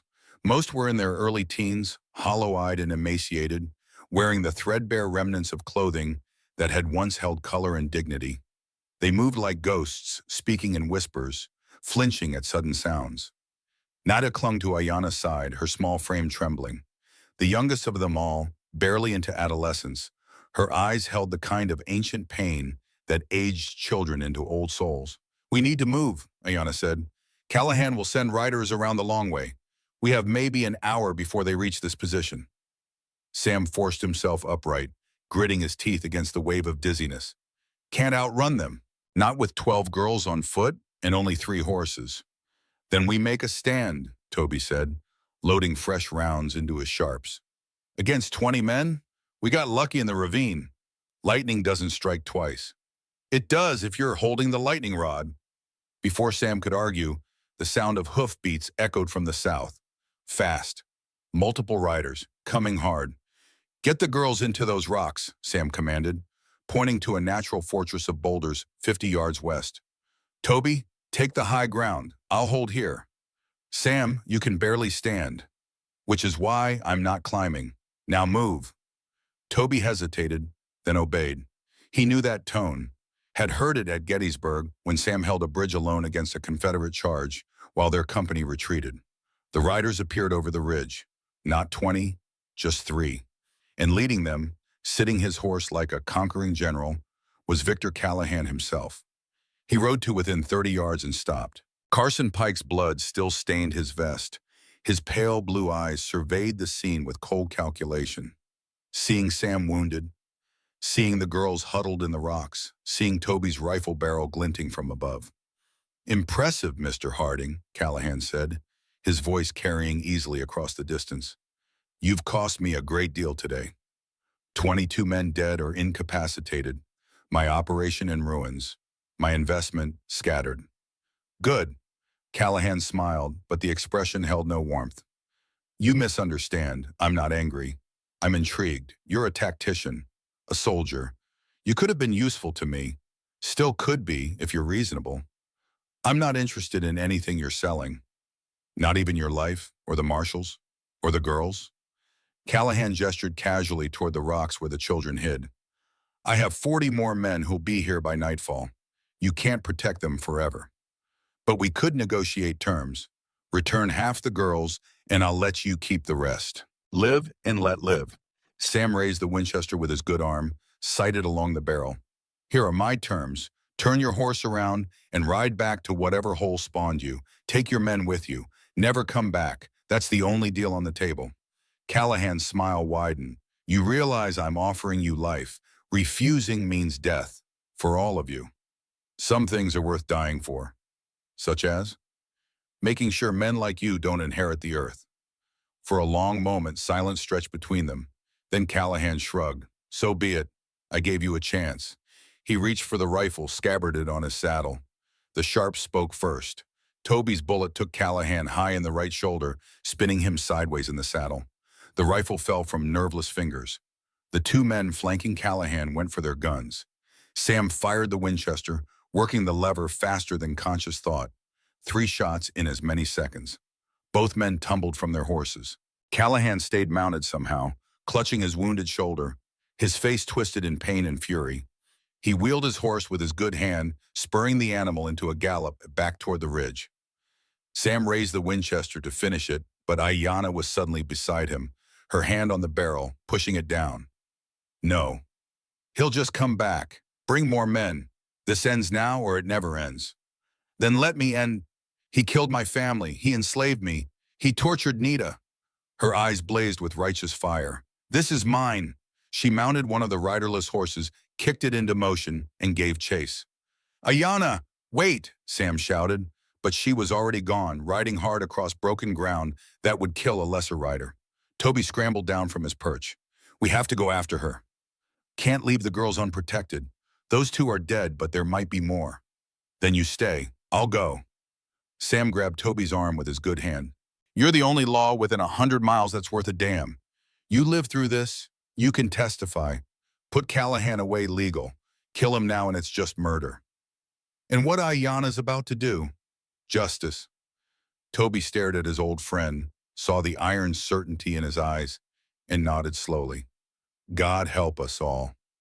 Ayana rode like fury incarnate, her borrowed horse responding to subtle shifts in weight rather than rein commands. The Apache way of riding that made horse and rider a single entity. Ahead, Callahan's mount was flagging, hampered by his wounded shoulder, his inability to guide properly. She closed the distance. 100 yards. 70. 50. Callahan looked back, saw her coming, and made for a narrow canyon to the east. Red Canyon, the Apache called it, a place of rust-colored stone and deep shadows. A dead end. Perfect. She followed him in, the canyon walls rising on either side, the passage narrowing with each stride. Callahan's horse stumbled on loose rock, nearly went down, recovered. But the delay was enough. Ayanna drew alongside, leaped from her saddle to his in a move her father had taught her as a child. They hit the ground together in a tangle of limbs, both horses bolting away from the chaos. Callahan was bigger, stronger, but wounded. Ayanna was smaller, faster, and burning with 3 years of accumulated rage. They grappled in the red dust. He got his good hand around her throat. She drove her knee into his wounded shoulder. He screamed, loosened his grip enough for her to tear free. They separated, both climbing to their feet, both breathing hard. Callahan drew a knife from his boot. 8 inches of steel, the blade notched from use. Ayanna drew the Colt Peacemaker, Martha's gun, the one Sam had given her. Callahan laughed, a bitter sound. You won't shoot. You're not a killer. Just a frightened girl playing at war. You're right, Ayanna said quietly. I'm not a killer. She thumbed back the hammer, the mechanical click loud in the canyon silence. I'm a survivor, and survivors do what they must. Callahan's smile faded. He looked into her eyes and saw something that made him take a step backward. Your father begged, he said, desperate now, trying words as weapons, before I killed him. Begged me to spare you and your cousin.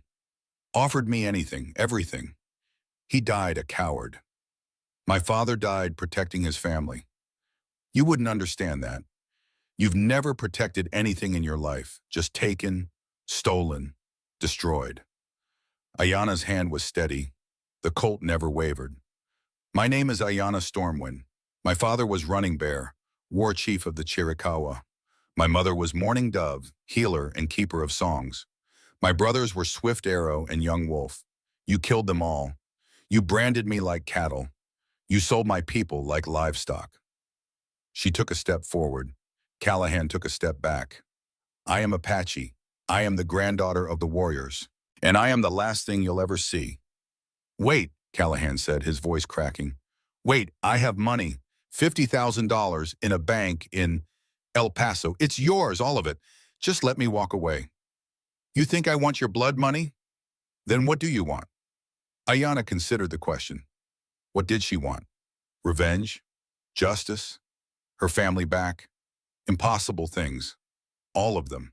I want you to know, she said finally, that in the end, you weren't defeated by an army or the law or powerful men. You were defeated by a 17-year-old Apache girl you thought was property. She raised the Colt, sighted along the barrel the way Sam had taught her. Center mass, breathe out, squeeze, don't pull. I want you to die knowing you were nothing, are nothing, will always be nothing. Callahan's face twisted with rage. He lunged forward, knife raised high. The Colt spoke twice. The first bullet caught him in the chest, dead center, exactly where Sam had taught her to aim. The second, fired half a second later, hit 3 inches left of the first. Callahan stumbled, looked down at the spreading red, and fell to his knees. You're still, he gasped, blood bubbling on his lips. Just property. No, Ayanna said softly. I'm free.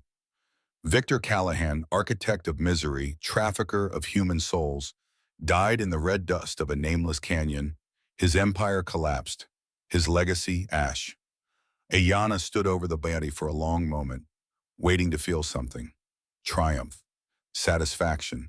Closure. She felt only tired. The Colt slipped from her fingers. She sank to her knees and wept. Not for Callahan, but for her father, her mother, her brothers, her sister Kaya, whose bones still lay in the cave beneath Whispering Ravine. For 3 years of stolen childhood. For innocence that could never be reclaimed.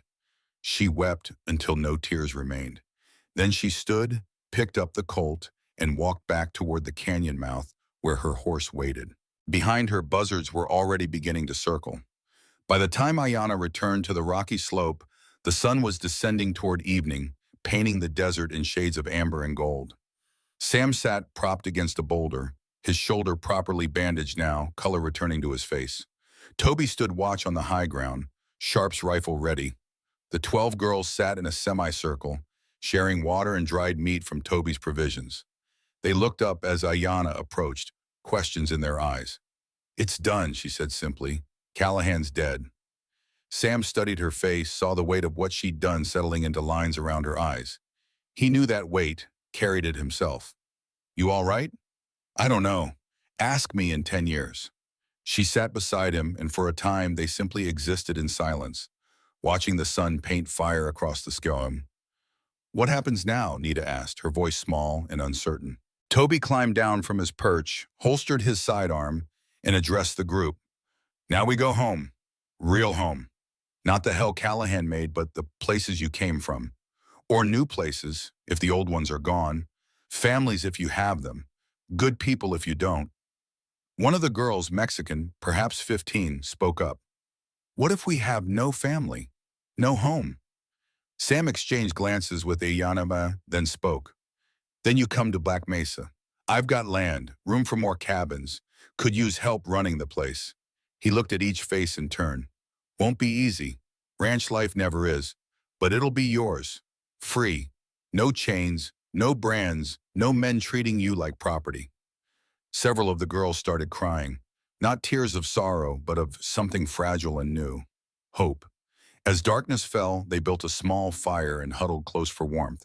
Toby took first watch. Sam tried to sleep, but the shoulder wound throbbed with his pulse. Around midnight, Ayana sat down beside him. "Mr. Sam, why did you help me? Really, you could have turned me away.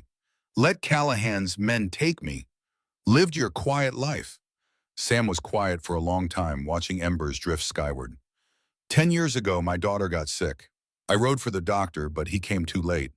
I watched her die, helpless. Couldn't save her. After Martha died too, I figured that was it. My chance to matter was over. I'd just exist until I didn't." He looked at Ayanama, his eyes reflecting firelight. "Then you showed up at my fence, bleeding and broken, and for the first time in a decade I had a choice. Turn away and stay dead inside, or try. Maybe fail, but try. And now? Now I know Rose would have wanted me to try. Would have been ashamed if I hadn't. You gave me that, gave me purpose again." Ayana leaned her head against his good shoulder. "You gave me freedom. I think that's a fair trade." They sat in comfortable silence until Toby's voice drifted down from the darkness. "Riders coming. Multiple. From the north." Everyone tensed. Sam gripped his Winchester, stood despite the pain. The girls huddled together, fear returning to eyes that had just begun to clear. Then a familiar voice called out from the darkness. "Hold fire! U.S. Marshal Service!" 5 riders emerged into the firelight, all wearing badges, all heavily armed. The leader was a gray-haired man in his 50s, carrying himself with unmistakable authority. Toby came down from his watch position, holstered his weapon, and saluted. "Marshal Daniels." Didn't expect reinforcements. Daniels dismounted, looked over the scene, the wounded man, the young Apache girl, the 12 rescued children, and slowly smiled. "Got your telegraph 3 days ago. Took us this long to organize and ride out. Looks like you handled things without us." "Callahan?" "Dead, shot twice in the chest.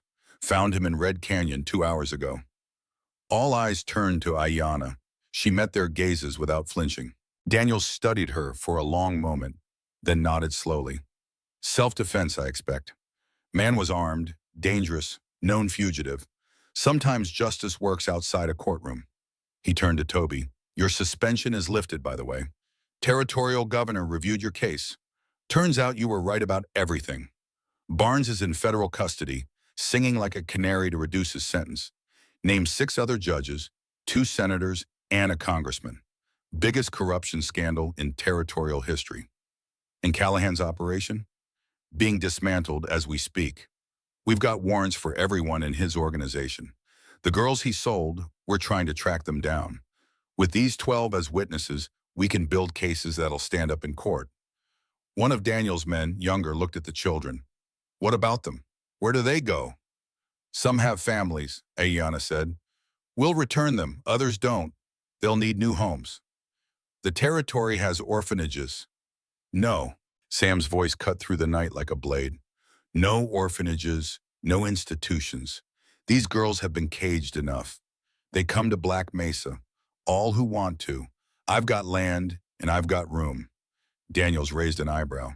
That's a lot of responsibility for one man. Then I'll find help, hire teachers, build a school, whatever it takes.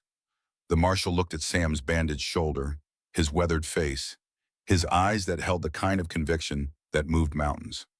All right, territory will provide a stipend for their care, and I'll make sure no one questions the arrangement. These girls have earned peace. Over the next hour, logistics were arranged. 6 girls with families would be escorted home by Daniel's men. Maria Santos to Santa Fe, Mei Ling to San Francisco, Sarah Williams to Denver, and 3 Apache sisters to the reservation. The others, 6 in total, including Ayana and Nita, would go with Sam to Black Mesa. Before they left, Toby pulled Sam aside. You sure about this? Taking in 6 girls? That's a lot of mouths to feed, a lot of futures to shape. I'm sure, first time I've been sure of anything since Martha died. Toby gripped his friend's good shoulder. You're a better man than most, Sam Harding. Better than me. You arrested a corrupt judge and brought down a slavery ring. I'd say we're even. They clasped hands, the bond forged at Gettysburg and Antietam, as strong now as it had been then. As dawn approached, painting the eastern sky pale gold, the group prepared to depart. 6 girls would ride with Daniel's marshals back to families they hadn't seen in years. 6 would ride with toward a future uncertain but free. Before mounting, Ayana walked to where Red Canyon lay in the distance. She stood facing south toward the homeland of her people and spoke words in Apache. A prayer, a goodbye, a promise. When she returned, Sam asked what she'd said. I told my father his death is avenged. Told my mother I'll remember her songs. Told my brothers and sister I'll live the life they couldn't. Told them all I'm free. And what did they say back? Ayana smiled, the first genuine smile Sam had seen on her face. They said go, live, be happy. That's the best revenge against men like Callahan. They rode north as the sun climbed, leaving Whispering Ravine and its ghost behind. The desert stretched before them, harsh and beautiful, full of possibility. 6 girls on 3 horses, plus 1 wounded rancher who'd found purpose, plus 1 marshal who'd chosen right over career. Ahead lay Black Mesa, home. Behind lay a canyon where a devil had died and justice, however rough, had been served. The mathematics still weren't in their favor. Life never promised easy, but they'd survived the night. That was enough. Tomorrow would bring its own challenges. Tomorrow they'd face them together. For now, they rode toward sunrise, free and olive and unbroken. And in the saddlebag of Sam's horse, wrapped in oilcloth, was a photograph. A little girl with blonde braids and a gap-toothed smile. Rose would have been proud. The journey to Black Mesa took 3 days. They moved slowly, mindful of injuries and exhaustion, following trails that avoided main roads where questions might be asked. At night, they camped under stars so bright they seemed close enough to touch, and the girls began to speak in voices louder than whispers. On the second evening, while Sam slept fitfully with his wounded shoulder, Nita began to sing, an Apache lullaby her mother had taught her before Callahan's men came. Her voice was thin and uncertain at first, but Ayana joined in, and then the other Apache girls, until the desert night filled with harmonies that spoke of mountains and rivers and a people who endured. Toby sat apart, cleaning his sharps by firelight, but Sam saw him pause and listen. When the song ended, the marshal's eyes glistened with something that might have been tears. They're healing, Toby said quietly, faster than I expected. Children are resilient, Sam replied. Adults forget that. We think because they're young, trauma breaks them permanent, but they bend instead of breaking. Given half a chance, they straighten out again. You really think you can give them that chance? A lone rancher with a bullet wound and a decade of grief? Sam looked at the girls, seeing not victims, but survivors. seeing Rose in each face, the daughter he couldn't save, the future he could still shape. I have to try. What else is there? They reached Black Mesa on the afternoon of the third day. The ranch looked exactly as Sam had left it 4 days prior, but everything felt different. The cabin that had been a tomb for 10 years now promised resurrection. The girls dismounted stiffly, looking around at the simple homestead, with expressions ranging from hope to uncertainty. The land stretched away in all directions, red earth and scattered creosote. The cottonwood tree, visible on the small rise where Martha and Rose lay buried. "It's not much," Sam said, "but it's honest. No one owns you here. No one tells you what you're worth. You're free to stay or free to leave, your choice." Ayanna walked to the porch, ran her hand along the weathered wood, and smiled. "It's perfect." Over the next weeks, they transformed the ranch. Toby stayed for 5 days, helping to build 2 additional cabins using lumber hauled from Dustwater. The town had heard about Callahan's downfall, about the girls rescued from Whispering Ravine, and while some muttered about propriety and scandal, most pitched in. The blacksmith donated nails. The general store owner provided cloth for bedding at cost. The preacher's wife organized a collection that yielded 4 Bibles, 6 school books, and enough clothing to outfit everyone properly. Even Marshall Daniels returned, bringing a territorial voucher authorizing funds for the girls' care and education. The government, embarrassed by the corruption scandal and eager for positive stories, had designated Black Mesa as an official refuge. Sam was now, technically, a ward administrator. The title came with a small salary and official protection. "Means no one can question your guardianship," Daniels explained. "And if anyone tries to take these girls, they'll answer to federal law. You're safe. They're safe." When Toby finally departed, riding back to his duties in Tucson, he and Sam stood by the horse trough, neither quite ready to say goodbye. "Come visit," Sam said, "whenever you need to remember why you do this job." "I will. And Sam, what you're doing here, it matters. More than most of the cases I work. You're giving them futures. Just trying to honor the past." They shook hands, and Toby mounted his bay mare. Before riding out, he turned back one final time. Rose would be proud. So would Martha. Then he was gone, a dust trail heading east towards civilization and law and all the complications of a changing world. Sam stood alone in the yard, listening to sounds from the new cabins. Laughter, actual laughter. The girls were playing some game Ayanna had taught them, running between buildings, their voices carrying in the clear desert air. He walked to the cottonwood tree, knelt between the 2 graves, and placed his palm flat against the sun-warmed earth. "Martha, Rose, I kept my promise. I'm living again. Hope that's all right with you." The wind rustled the cottonwood leaves, and Sam chose to interpret that as approval. 6 months passed. Black Mesa transformed from a quiet ranch into something resembling a small community. The 2 new cabins housed 3 girls each. Ayanna and Nita shared one room, the other 2 rooms occupied by sisters who'd been captured together and refused to be separated even in freedom.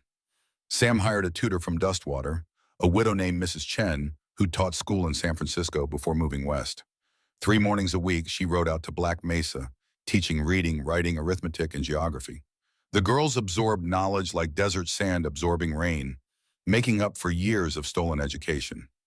Afternoons were reserved for ranch work. Sam taught them to mend fences, tend cattle, read weather signs, shoot straight, not because he expected them to become ranchers, but because self-sufficiency was its own form of freedom. Ayanna proved a natural leader. She translated for the girls whose English was limited, mediated disputes, organized chores.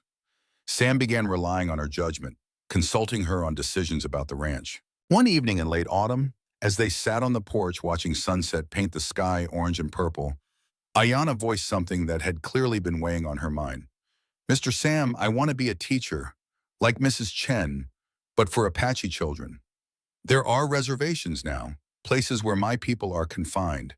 They need education, need someone who speaks their language and understands their ways." Sam felt pride and loss in equal measure. Pride that she'd found purpose. Loss knowing it meant she'd eventually leave. "Then you'll be a teacher. Best damn teacher the territory's ever seen." But I can't leave yet. Nita still needs me. The others need me.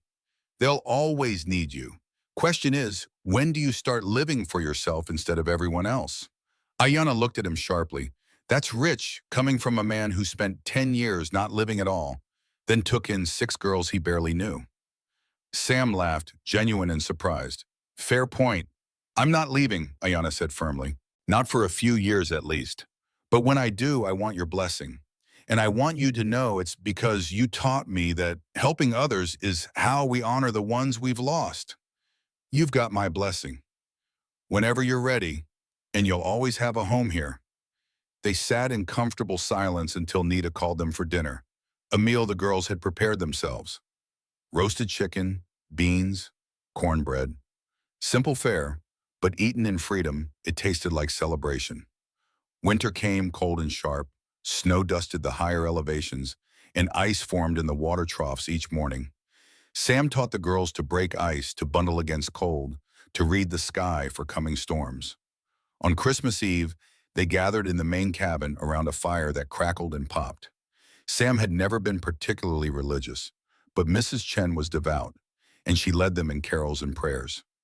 Afterward, Sam produced small gifts he'd ordered from the Sears catalog, hair ribbons, books, a new doll for Nita, who despite her trauma still clung to childhood when she could.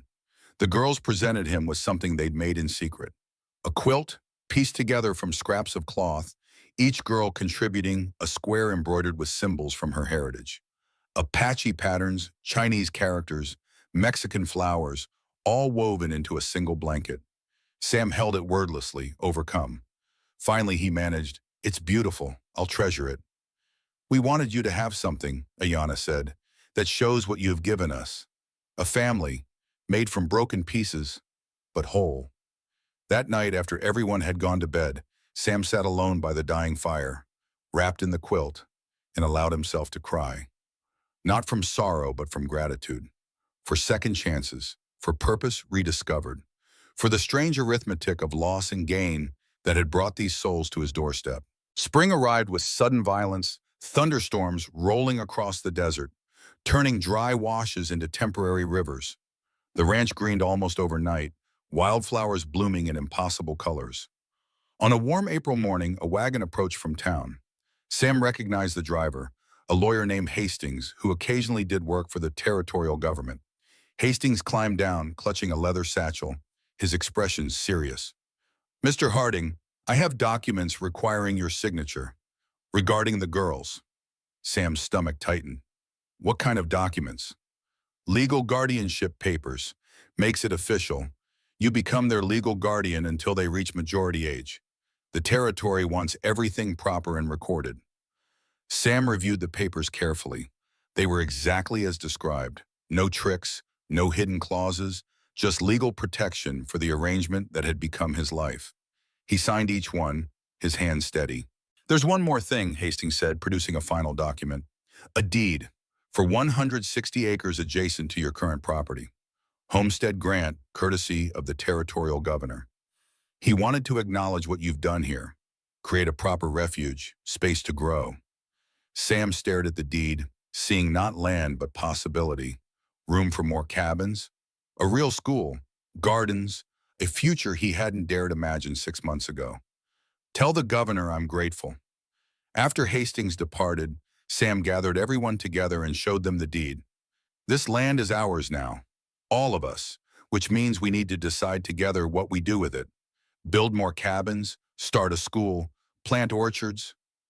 The discussion lasted hours, everyone contributing ideas, debating possibilities. They voted, democratic and equal, and decided to build a schoolhouse first. A real building, not just lessons in a cabin, a place that announced their permanence. Construction began in May. Sam hired 2 carpenters from Dustwater, but the girls insisted on helping. They learned to measure, saw, hammer nails. Ayanna proved particularly skilled, her Apache training in working with wood and tools translating perfectly. By June, the schoolhouse stood complete. One room, large enough for 20 students, with real desks and a blackboard Mrs. Chen had ordered from Denver. On the wall, a map of the world, showing countries and oceans and the vast spaces beyond Arizona. The day it opened, the girls dressed in their best clothes and sat at the desks, and Mrs. Chen taught a lesson on American history. When she reached the Civil War and the Emancipation Proclamation, she paused. Freedom, she said, is never free. It's paid for, sometimes in blood, sometimes in sacrifice, and sometimes by people who choose to do right when it would be easier to look away. She looked at Sam, who stood in the doorway watching. Mr. Harding could have ignored Ayanna when she appeared at his fence, could have turned her over to Callahan, could have lived his quiet life. Instead, he chose courage. And because of that choice, 12 girls have futures. That's what freedom looks like. Not a proclamation, not a law, but a choice made in a moment that echoes forward through time. That evening, as the sun descended, Sam walked to the cottonwood tree. He did this every day now, not from grief, but from habit and connection. A way to include Martha and Rose in the life he'd built. Ayanna found him there, as she often did. Mrs. Chen spoke truth today, Ayanna said. You gave us freedom, but I've been thinking about what you gave me specifically. Not just freedom from Callahan, freedom to choose, to be angry or forgiving, to run or stay, to live or merely exist. And what did you choose? All of it. I'm angry at what was taken, forgiving toward the future. I ran when I had to. I stayed when I wanted to. And I'm living, Mr. Sam, really living. First time in 3 years. Sam felt his throat tighten with emotion. That's all I wanted, for all of you. They stood in comfortable silence, watching the last light fade from the western sky. In the distance, the schoolhouse stood as testament to possibility. Behind them, the cabins glowed with lamplight and life. I've been thinking, Ayanna said eventually, about what happens when we're grown. When we leave here, as we all will eventually. What happens to this place? It'll still be here, door always open, for any of you anytime. But you'll be alone again. Maybe, maybe not. World's full of people who need second chances. If more come my way, I'll offer them. Learn from you, that's what I'm good at, offering chances. Ayanna smiled. Then I'll make sure people know that Black Mesa is more than a ranch. It's a place where broken things get mended, where lost people find themselves, where second chances grow like wildflowers after rain. Years would pass. The girls would grow into women. Some would marry, others would pursue education or careers. Ayanna would indeed become a teacher, opening a school on the Apache reservation, fighting for her people's rights and dignity. Nita would become a translator, bridging worlds. The others would scatter across the territory and beyond, carrying with them the lessons learned at Black Mesa. But that was future. Tonight they were simply a family, chosen, not born, forged in trauma, annealed in freedom, imperfect and beautiful and real. Sam returned to the house as stars began to appear. Inside, the girls were playing a game Nita had invented, something involving cards and laughter and occasional outbursts of mock outrage. He stood in the doorway, watching, memorizing. This moment, these faces, this impossible gift. Tomorrow he would teach them to track deer. Next week they'd mend the north fence. Next month? Who knew? But tonight there was only this, lamplight and laughter, safety and belonging. Martha and Rose were gone, their loss a permanent ache he'd learned to carry without being crushed. But life, he'd discovered, had more chapters than he'd thought. More surprises, more grace. He'd been given a second chance to matter, to protect, to teach, to love in the careful, measured way of wounded men learning to trust again. And he would not waste it. Sam Harding, 43 years old, former soldier, widower, failed father, reluctant hero, closed the door against the desert night and joined his family. Tomorrow would bring challenges, always did. But tonight, under the Arizona stars, in a ranch house that had known only silence for a decade, there was laughter. And that was enough. More than enough. It was everything. Epilogue, 17 years later, on a cold December evening in 1893, an old man sat by a fire telling stories to his grandson. The boy was 8, gap-toothed and curious, hanging on every word. And that's how your grandmother saved 12 girls and taught me that living beats surviving every time. The boy's eyes were wide. Grandmother was really that brave? Braver than anyone I ever knew, and I knew soldiers who charged into cannon fire. The door opened, bringing cold air and a woman in her 30s, still beautiful, her dark hair now streaked with gray. Ayanna hung her coat, kissed her father's weathered cheek, and ruffled her son's hair. "Telling stories again?" He asked about the photograph. Ayanna glanced at the mantel where the old photograph stood. A younger version of Sam beside a 17-year-old Apache girl, both holding rifles, both looking at the camera with the fierce certainty of people who'd survived hell together. "It's a good story," she said. "True, mostly." "Mostly?" "You left out the part where you cried when we gave you that quilt, and the part where you burned dinner 6 nights running because you'd never cooked for more than one, and the time you tried to teach us to dance and stepped on everyone's feet." Sam chuckled. Memory gets selective with age. Thomas tugged his grandfather's sleeve. "Did you really kill the bad man, Mr. Callahan?" Ayanna and Sam exchanged glances. Some truths were for later. "No," Sam said carefully. "Justice killed him. We just made sure justice found him." "Oh." The boy considered this. "Grandmother, how many people did you teach to read?" "Thousands, probably. Over the years, still teaching." "And they're all free like you?" Ayanna's expression grew complex, shadowed by knowledge of reservations and broken treaties and promises unfulfilled. But she smiled for her son. "Free enough, and getting freer.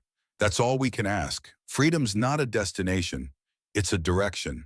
You keep walking toward it, generation after generation." Outside, snow began to fall.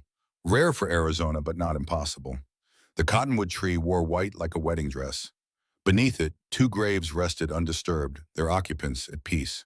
The ranch had grown. 4 cabins now, a proper school building, gardens that bloomed. 47 descendants of those original 6 girls still called the area home, their lives branching from the choice one wounded cowboy made 17 years prior. Sam had lived to see it all, to see Nita become a respected translator, to see each girl find her path, to walk Ayanna down the aisle when she married a good man who respected her strength, to hold his grandson for the first time and recognize in those eyes the same fire that had burned in Ayanna's when she asked if he was one of the devil's men. His shoulder still ached when storms approached. His hair had gone white. His body had accumulated the damages of 70 years of hard living. But his soul, carefully resurrected from a decade of death, remained alive. "Tell me about Rose," Thomas said suddenly. "The girl in the picture on the other side." Sam reached for that photograph. His daughter, 6 years old, gap-toothed like her great-grandson, smiling at an uncle who died at Antietam. "Rose was special," Sam said quietly. "Wanted to be a teacher.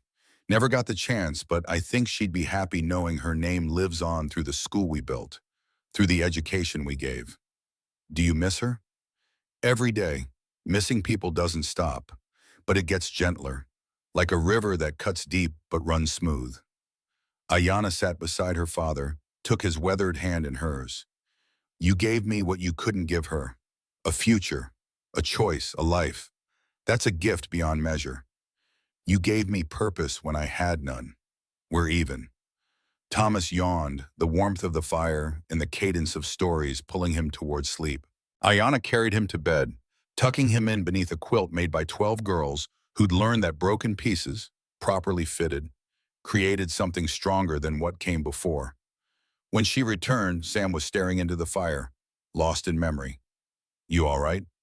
"Just thinking about mathematics, how we were outnumbered 40-3, how we shouldn't have survived, how none of this should have worked. But it did. Yes, because sometimes mathematics doesn't account for will, for courage, for people choosing right over easy." Ayanna kissed her father's forehead. "Get some rest. Tomorrow's Christmas. The whole family's coming, all 47 of them." 47, Sam repeated, marveling. From 12 scared girls to 47 free people. That's good arithmetic. After Ayanna left, Sam sat alone with the fire in his thoughts. The quilt the girls had made him was draped across his chair, worn now but treasured. On the mantel, 2 photographs stood side by side. Rose and Ayanna, daughter and daughter, both his, both loved, connected across time by a choice made at a fence on a June morning in 1876. Outside, snow continued falling. Inside, an old man who'd learned that life offered second chances closed his eyes and dreamed of cottonwood trees and Apache songs and laughter and lamplight. He dreamed of Martha saying, "Well done." He dreamed of Rose saying, "I'm proud of you, Daddy." And he dreamed of morning when 47 descendants of 12 rescued girls would gather at Black Mesa to celebrate the miracle of family, chosen and cherished and free. Samuel Harding slept peacefully, surrounded by the warmth of lives saved and futures built and promises kept. His story was ending, but the echoes would continue forward through time, rippling outward in ways he could never fully measure. Some things he'd learned were worth dying for, but the truly important things were worth living for. And he'd lived well. The end.